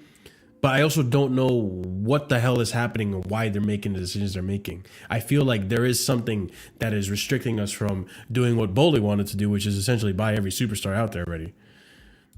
Yeah, I don't know. So it could very much Red Rebellion. I feel like your input here has been very insightful. Big up to you. I just feel at the end of the day, man, the one willing to overpay for the striker, and that's literally that's also us. a big thing, yeah. But like I said, I mean, I feel like there were options out there, but you know, that's neither here nor there. As far as the whole winger and striker situation, as well as now that we're on the striker thing, I feel like I think what they're saying is true. I think unless they were getting a good deal on, like, I think Tell was the one that we could have gotten for a good deal. But considering Tell didn't want to make the move, we were essentially trying to use Nkunku as leverage to try to get Tell. And because that didn't work out, unfortunately, we didn't get Tell as a result. Because Tell didn't want to come. Tell didn't want to come to Chelsea. Then our leverage became useless. I think Bayern really did want to come for Nkunku. In the summer, I wouldn't be surprised if Nkunku does go to Bayern. Because at that point, the clubs will have money. They will have spent. Now we're going to see Nkunku in the limelight a lot more. And as for Tell, I don't think we'll go for Tell. We might actually go for Gittins. I don't know if Garnacho's going to be the one that we go for, considering the price that was being touted. I don't know how much. Do you know how much Tell was being touted for? Was there even a price? 60 million euros, right? Wasn't it? If I'm not mistaken. 60 million euros for Mateus Tell. Oh, not Mateus Tell. I'm sorry. Gittins. I don't know if there was a price for Gittins that was made public. Just kind of crazy. Yeah, I mean, I wouldn't mind going for Gittins in the summer. Just please not, what's his face, Garnacho. Because I just genuinely don't rate Garnacho as a footballer. But that's neither here nor there. I mean, what do I know? Is 64 million for Duran overpaying when they wanted two of our players? What do you think, Ahmed? No. So you would have paid 64 million. Is it pounds or euros? That's the big difference. That's pounds. I think he's talking about in pounds. I think that would be 64 million pounds for Duran. and you give them, well, obviously, if we gave him two of our players, that would have probably lessened the price. I wish we kind of I wouldn't have minded that deal. I wouldn't have minded that deal. You are taking. I think the reality. I think we need it, bro. Yeah. We need stuff. Need it, yeah. We need it, bro. Like I think for me, reality. Again, I keep saying reality, but like right now, boys and girls, more than ever, we needed these deals to happen. We needed these deals to happen. That's what it is. It's just pure and simple. Yeah. Yo, big up to Red Rebellion. He's new to the chat, but he's talking some sense, because at the end of the day, like, we're not accountants, which is why, like, I go back to what I was saying. I find it really difficult to try to crash it on the moves. Some of the moves clearly don't make any sense. Like, I think from day one, Ahmed, me and you, or at least me, I said João Felix made no fucking sense. The only reason João Felix makes sense to me is because we needed to get rid of Gallagher and we were doing a favor for a favor. That's literally the only thing that made sense to me. From a tactical point of view, from a squad building point of view, it made no sense. We didn't need another cam. We had so many cams. We didn't need another one. So from a squad building point of view, it made no sense to me. So that one's like obvious. But other negotiations, like, I find it hard to crash it, because I'm like, okay, let's go into the next segment, actually. Because funny enough, we'll end it on this one, because I think we're already going overs in terms of the time.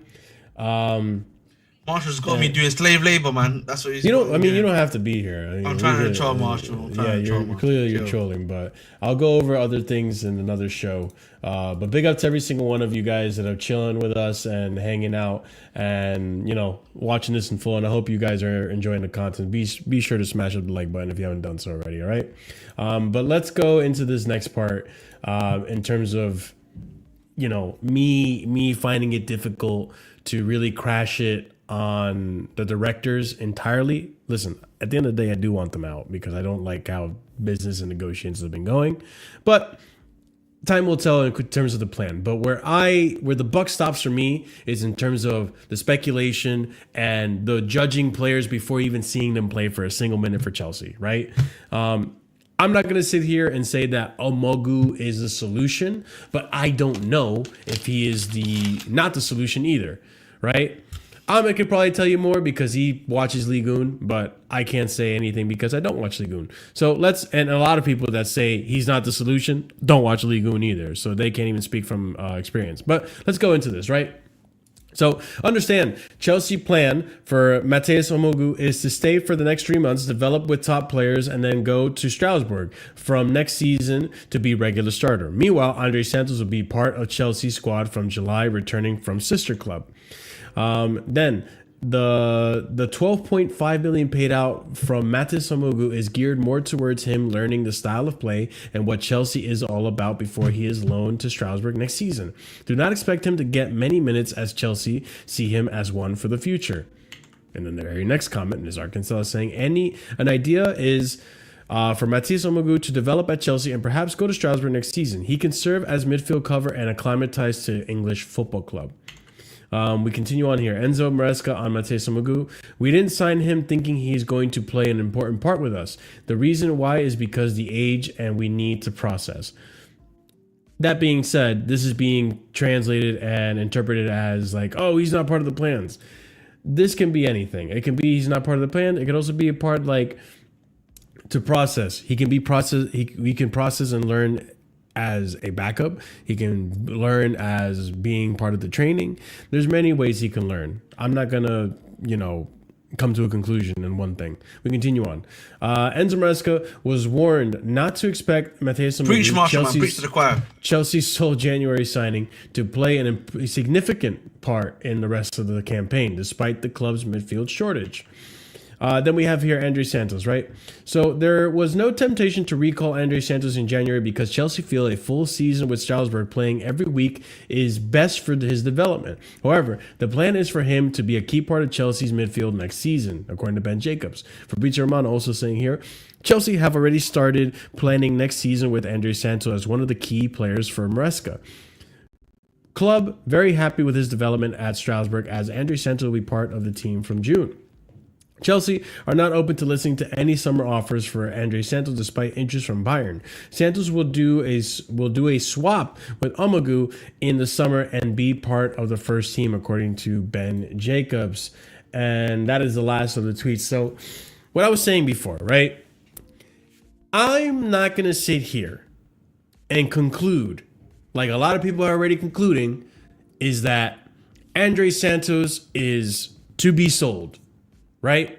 Because there's a bunch of hypotheticals you can go through. I already entertained this hypothetical earlier. Ahmed can attest to this. I have said, what if we recalled Santos as a backup? He is not a starter. As a backup to Caicedo, Enzo, and Lavio when he returns as well. Right? Who is to say that we have the same exact scenario with every other player that has complained so far about playing minutes? He is a starter right now at Strasbourg. You're going to take him from starting minutes to backup minutes, run the risk of him being upset with not getting minutes, and then be sold as a part of the disgruntled player not wanting to be at Chelsea anymore.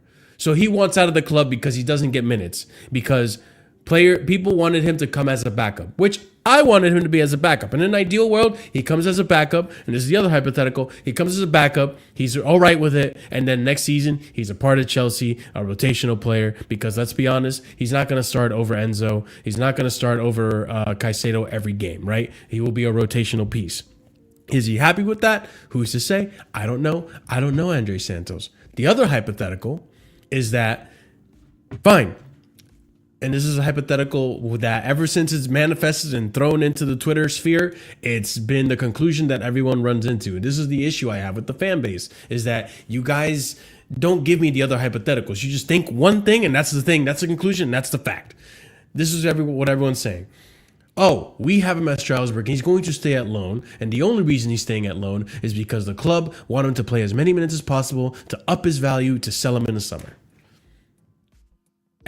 The other hypothetical is that he's staying at Strasbourg to actually develop so that he can play a key part into the team next season.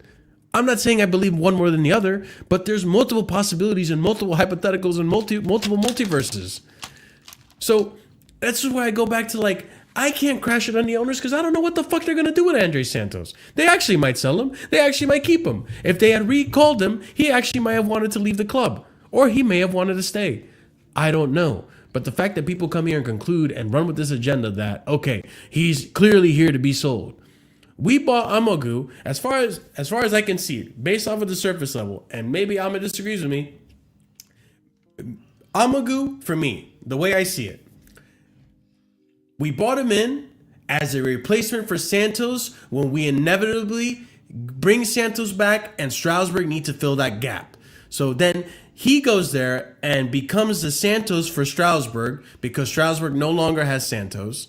And then what we do with Santos, I genuinely don't know. Amougou might actually play some minutes for Chelsea. He might serve as a backup. He might not serve as a backup at all. He was in the bench in the FA Cup. We'll see if he's in the bench in the next Premier League game as an option. But I just don't know what's going to happen with Santos. I would like to believe he's going to stay at the club. I don't know if that's for certain because this club has thrown way too many curveballs at me. All right. But in an ideal world, I would love Listen, Santos Marshall, to stay. man, stop this woke nonsense, bro. All due respect. One more hypothetical, Ahmed.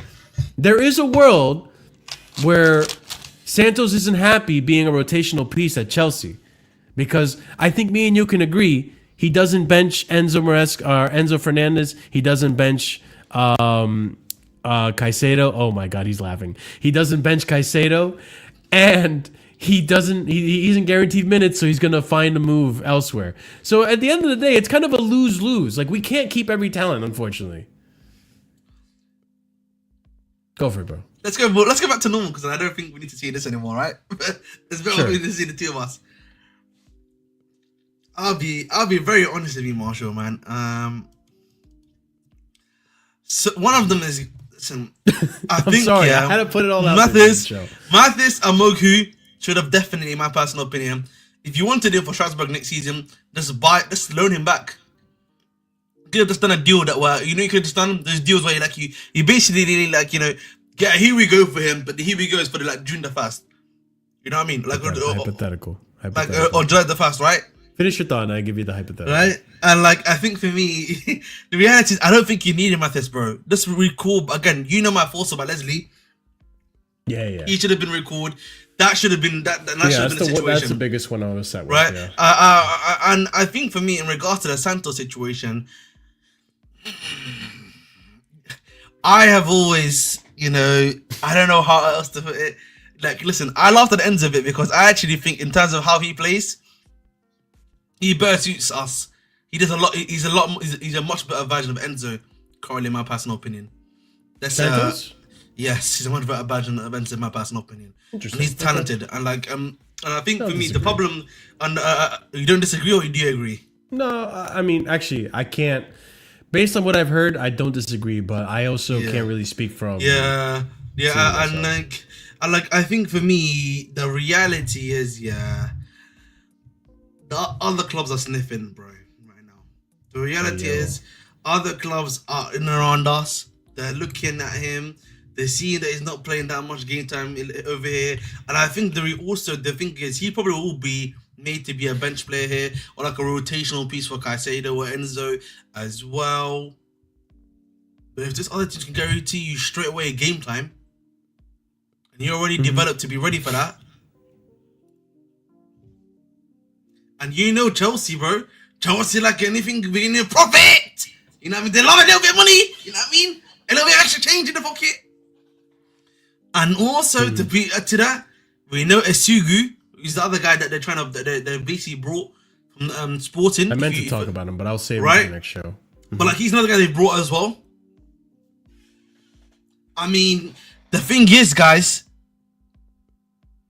there's only one place this is leading to, Marshall. That Lavia is getting sold? No, that he's gonna go. Santos. Yes. So you believe Santos is gonna go? I genuinely believe they're gonna sell him. Genuinely, because I don't think they're gonna give up on Lavia. I don't, and I'm pretty sure you agree with this, because like, he's actually played quite a few more games this season. He's been somewhat regular, barring the times he's been injured, right? Obviously, Enzo and Caicedo are immovable objects because of their price ranges. And plus, Caicedo's playing real well. Enzo's been decent, right? The reality is, he's then bringing Mathis for Strasbourg. Esugu, I don't know what he's maybe a flip that's coming up that we don't know about, right? Still got Leslie here as well. Yeah. The thing though is with what's his face, Lavia, is I think Lavia, if we had bought Lavia for a smaller fee, he also would have been flipped at this point.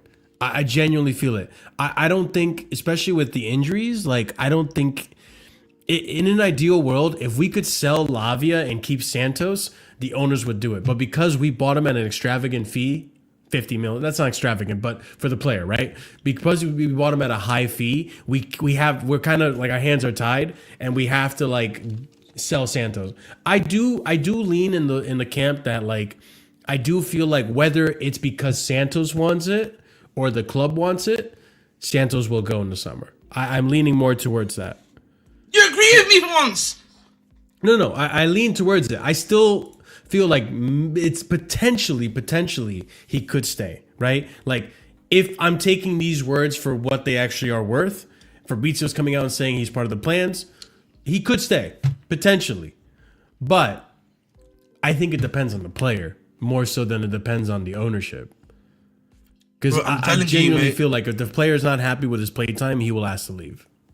Marshall, I'm telling you, bro, with the amount of money right now, that is available, which you can probably get for him right now, the talent and the guaranteed gameplay the other teams are gonna give him. So I don't know what else. I don't know what else to say, bro. It's just that I more so think that Santos is gonna go because he's not gonna be happy with his playing time, and I just think it's.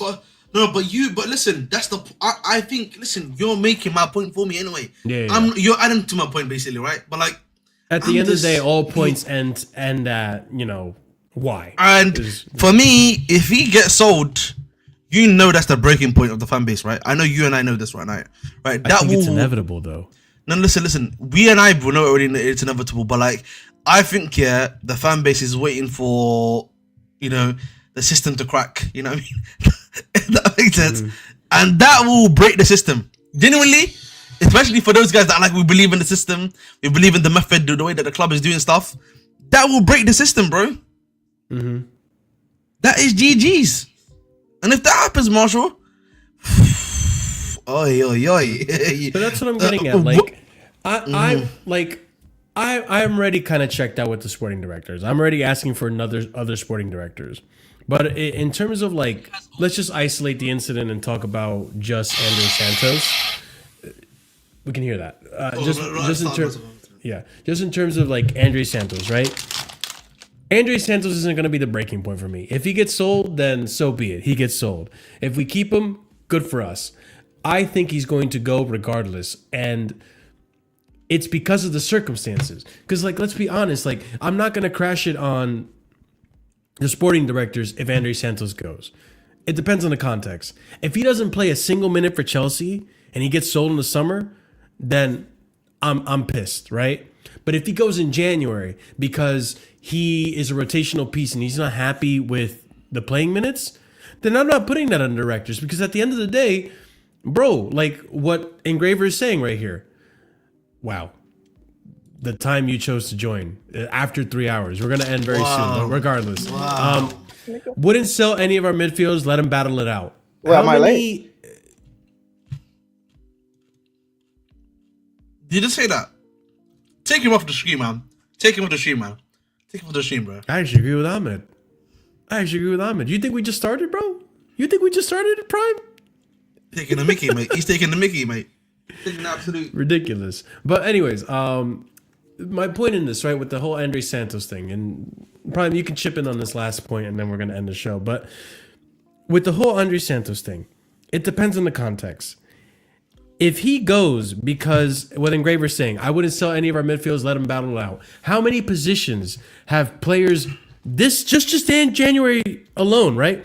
How many of our players left because they weren't happy with the playing time and because they had stiff competition in front of them? To an extent, some of it's Enzo Maresca being unfair with playing minutes. I'll give you that. But let's be honest, Nkunku's not playing as a 10 and João Felix weren't playing as a 10 because Cole Palmer's ahead of him. Like, let's be real. So if you're not going to fight for your position and you want to go because of that, then that's your prerogative. I'm not blaming that on sporting directors, because at the end of the day, we have Caicedo in front of Santos, Fernandes in front of Santos, and that's a battle out. And when Lavia comes back, Lavia's ahead of Santos as far as I'm aware, until he proves himself.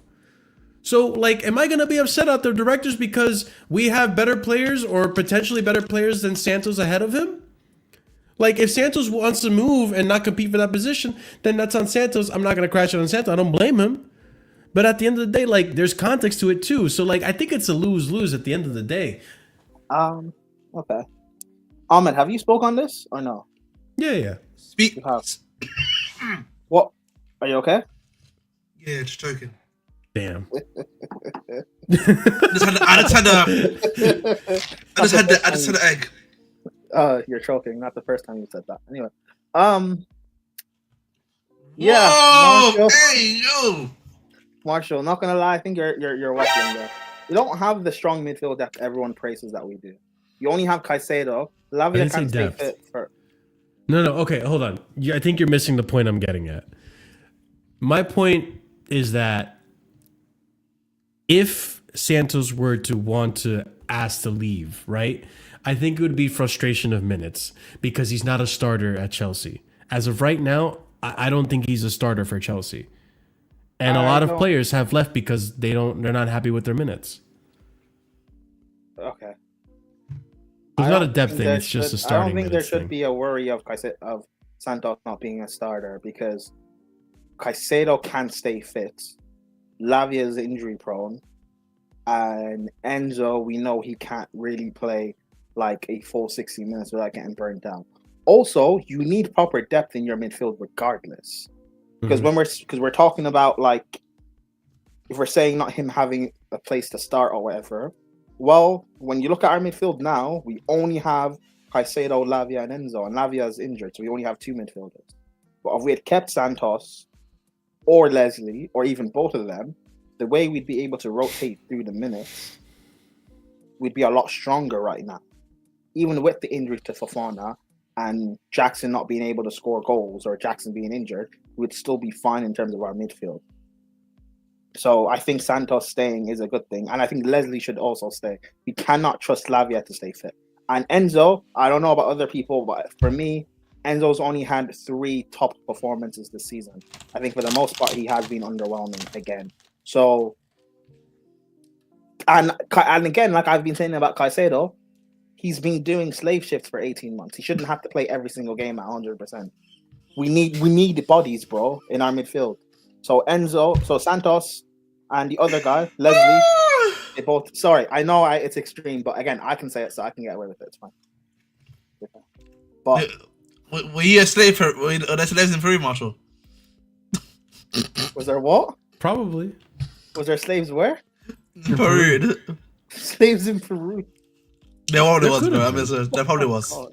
There probably was. Did you have any? Is it Incas? Is it Incas for you guys, right, or Mayans? Incas.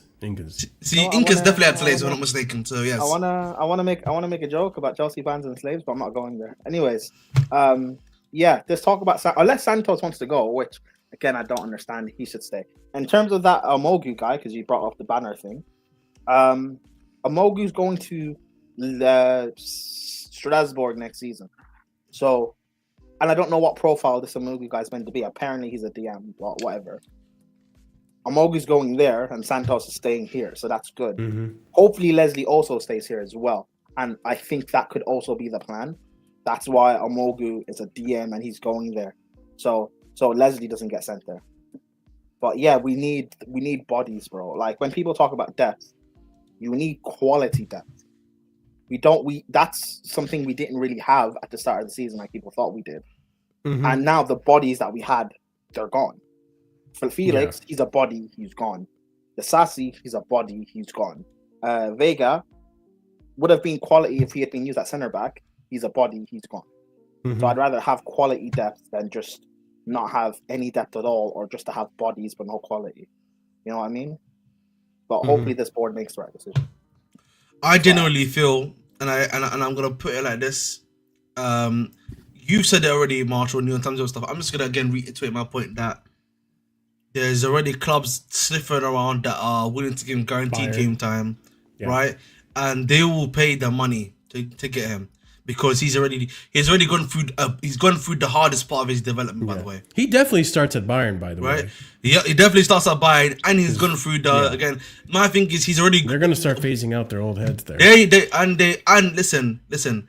Again, they've already just gone through the hardest part of the his development process at Strasbourg, right? And in a league where, again, as I said before, is a good league for, in terms of like going from the league into the Premier League into the Bundesliga.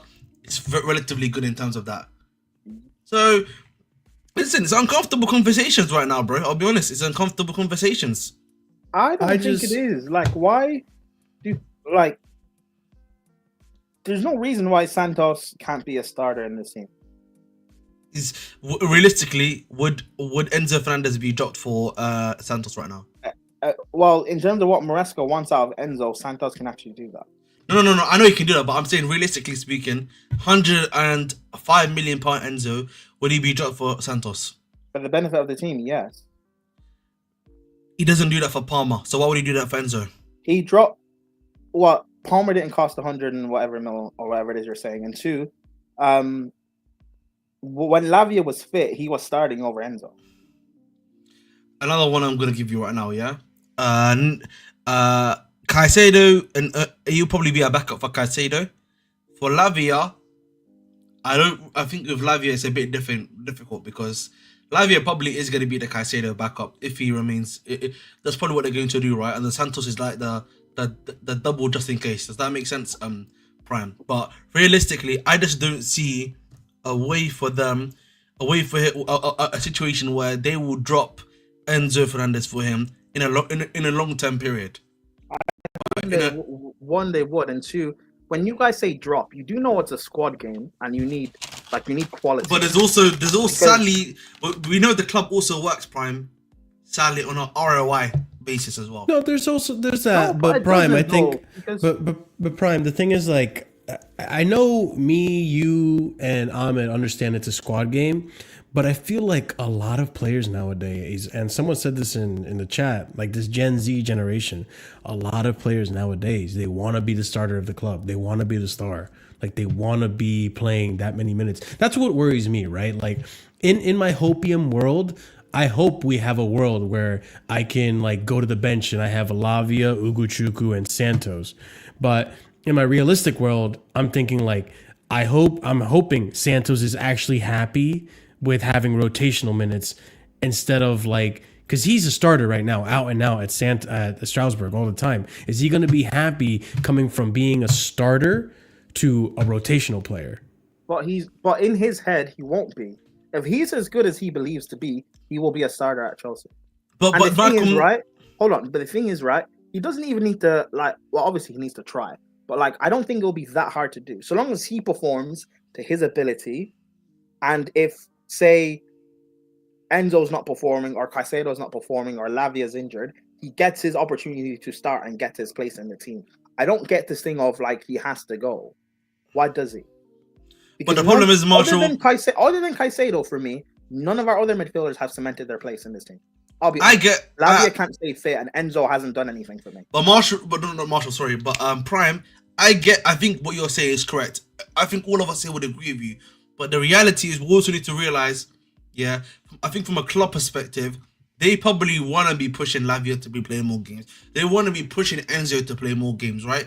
And I think for me, Santos, yes, can he basically outbeat them for that spot? Yes, but I think for me, why would he need to do that when he's guaranteed game time at another top club, which is already guaranteed in the UCL? If he were to go to Bayern, he easily benches. You're saying they want to push for Lavia to get games. Why wouldn't they want to push for Santos, who this guy's supposed to be like the next big thing out of Brazil? He's supposed to be the next Brazil captain, their next big midfielder. You know, baby Casemiro, everyone was saying like 2 years ago when he bought him. If that's but if all of this stuff is the case about Caicedo, about Santos and all the hype around him, if all of that is true, I'm not just gonna say that he can go because you're not getting minutes, bro. If you're as good as you think that you are, you're gonna start in this team. He will find his way into this team to start. Let's just be honest with ourselves, because Lavia won't last past a month of the Premier League season.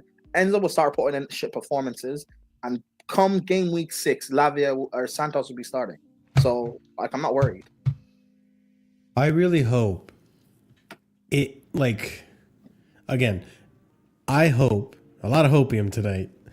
I hope that if we get Champions League, that'll be enough to satiate these minutes, because when we do have Champions League, we are going to have to rotate these players, right?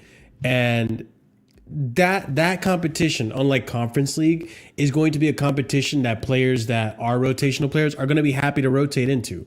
Like, Santos is going to have no problem playing in the Premier League as long as, you know, Enzo Fernandez and Caicedo are playing minutes in Champions League. And hopefully that's enough to, like, be a strong enough squad that, you know, Santos can play Premier League minutes and be put in a shift and do a good enough job.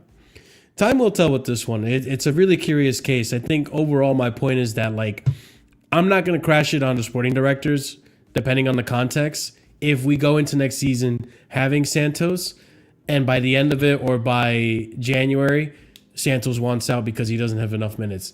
Hopefully he doesn't do that, and hopefully he's happy with the minutes he gets. But Ahmed brings up a good point where, like, he's being offered starting minutes by Bayern Munich, for example. I think he's guaranteed starting minutes there. With Kimmich on his way out, surely he's getting up there in age. You got Goretzka as well. Who else plays in their midfield that, you know, hasn't been good enough? It's just really toasted. The thing is, exactly. I don't get this, because he will get minutes at Chelsea. Look at how much games Caicedo and Lavia have both played this season, because we've had no midfield option. Yeah, no, I get that. That shows Listen, me that It's the Santos starting will minutes get thing games. is the thing. Again, But the starting minutes will come once you earn them. But that's okay. But that's like what I'm trying to get at is that the same minutes that Moises is getting here at Chelsea, Andre is getting at Strasbourg. Yes, because there's no one else better ahead of him. Exactly. There's no one else better than him, and I think that's where I'm worried if Santos is going to be happy not having that role at Chelsea. But, but he will have to earn, because if we go based off this I get season, that. Santos has and yes, it's a different club, different league. But Santos has outperformed Enzo and Lavia. Just within a preseason alone, he could establish himself as a starter. Yeah, but Prime, where I'm getting at with this too is like when you look at the examples, and I'll go to you right after. I don't know what you're doing, bro. But like we go to, like, for example, João Felix, right? And I know you don't really necessarily rate him, but like with João Felix, I don't know about that. He hasn't earned starting minutes over Cole Palmer, and look what he did. He up and left. Yeah, but I don't care about Felix. I know, but why? How do we know Santos is going to do that? Also, Felix hasn't done enough to start. I'll be so real. But I want to see from him in the Conference League, he's not done enough. The same with Nkunku. So, but that's why I'm saying, if you earn it, Santos, you'll get your chance to play because you're talented enough, and we've seen what you've done this season and last season. You're good enough, so prove it. And if you believe you're that good, you shouldn't have to wait that long to prove it. We shouldn't have to be waiting 3 months in for him to get a Premier League start. No, he probably would have proven it by at least the preseason alone. Maybe within the first few weeks of the season. So, I get what you're saying, Brian, but listen, we know what the game is like. We know these guys are restless.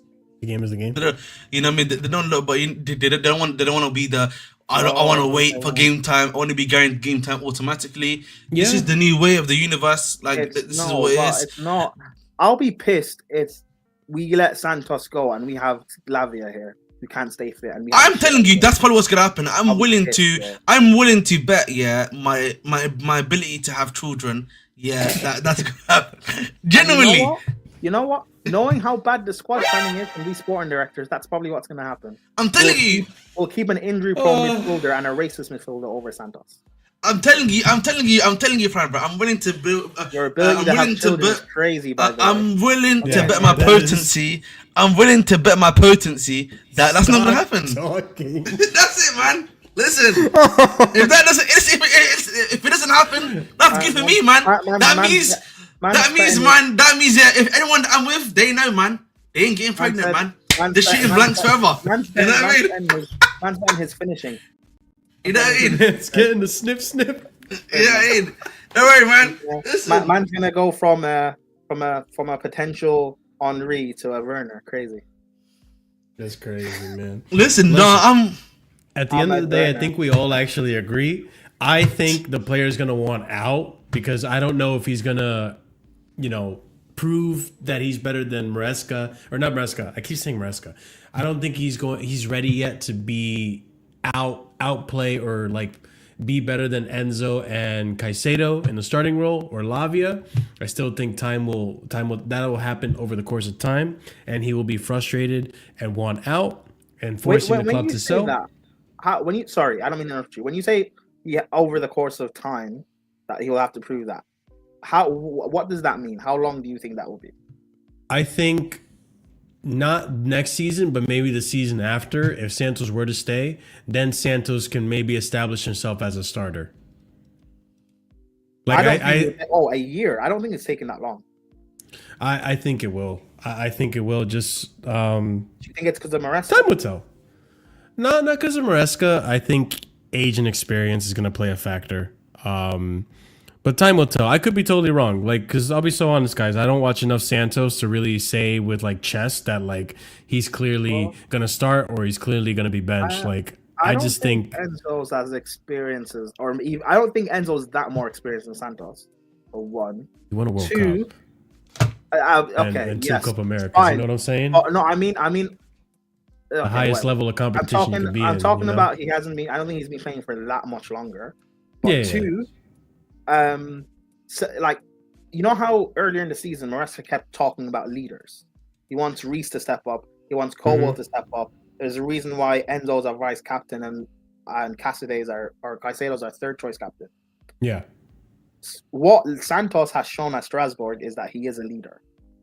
Sure. So coming into this team as a leader, you don't have to build him up to be one or pray that he turns into one. He is a leader. I don't know why we're going to get rid of that. We're talking about experience and leadership. We have one in Santos. I just don't think like I said, I don't think very much that it's what you guys think actually, Prime, maybe I'm misinterpreting your take, but with Ahmed thinks the club is going to sell for a profit regardless this summer. Prime, I think you're along the lines thinking if you had to predict Santos's future, I think you agree with Ahmed along the lines that the club will sell him for a profit. My prediction? No, that's not what I'm saying. What is your prediction with Santos's future? I'm saying that if he stays, he can be a starter at Chelsea. Well, no, not if. Like, what do you think is actually going to happen with Santos? Do you think he's going to stay? I think he'll stay, and he can be starting at Chelsea by, like, when does the season start? In August? He can be a starter by latest October. Okay. So you think he's going to stay? I think that my prediction is that by January, he will want out. Like Vega, like Felix, and we will be forced to sell him because he doesn't want to. He doesn't want the rotational minutes. He wants to be a starter. So we all have different predictions. We'll look back at this and laugh and cry, or maybe both. Just remember, chat. Yeah, I'm always right. Bridge Nation. Bridge Nation is always right. Just know, I'm always right, man. Listen, right. I want my listen. Don't worry, man. I'll let you know, man. If I'm wrong, 3 cream pies. There we go.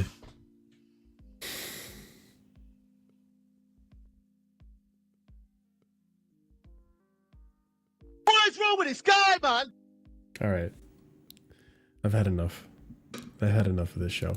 This is what happens. Once we go past 3 hours, unhinged. But ladies and gents, I'm going to wrap it up.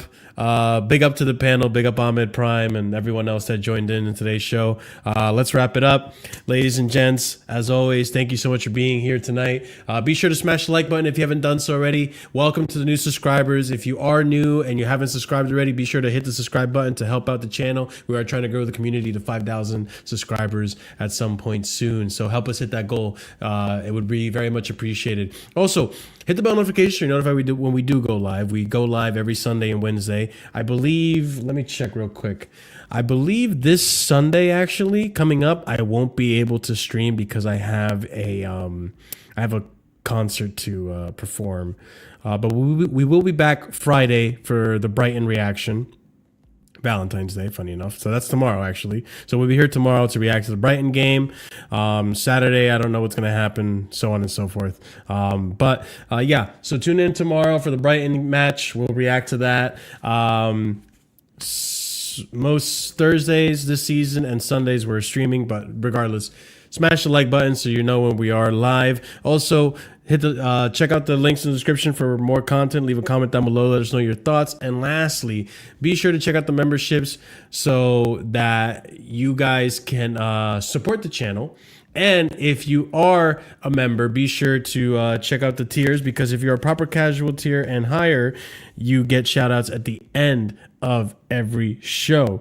And that's going to go out to TM127EE, Hassan Nawaz, Dark, Adrian A. Suleiman, EPL Turf, Pels, SDFC Benny, CA Mafia, and Adam CFC. Big up to you guys for your support. I appreciate you guys. We're going to raid out to Sarcasm City right now, FC. So he's playing EAFC, so go check out that. Copy and paste the raid message. Let them know where you're coming from. We'll see you tomorrow for hopefully the victory against Brighton. We can calm down the fan base a bit. And yeah. I appreciate you guys being here. Have a wonderful night. Enjoy the extra half hour of this show. And stay casual. Peace. Good night.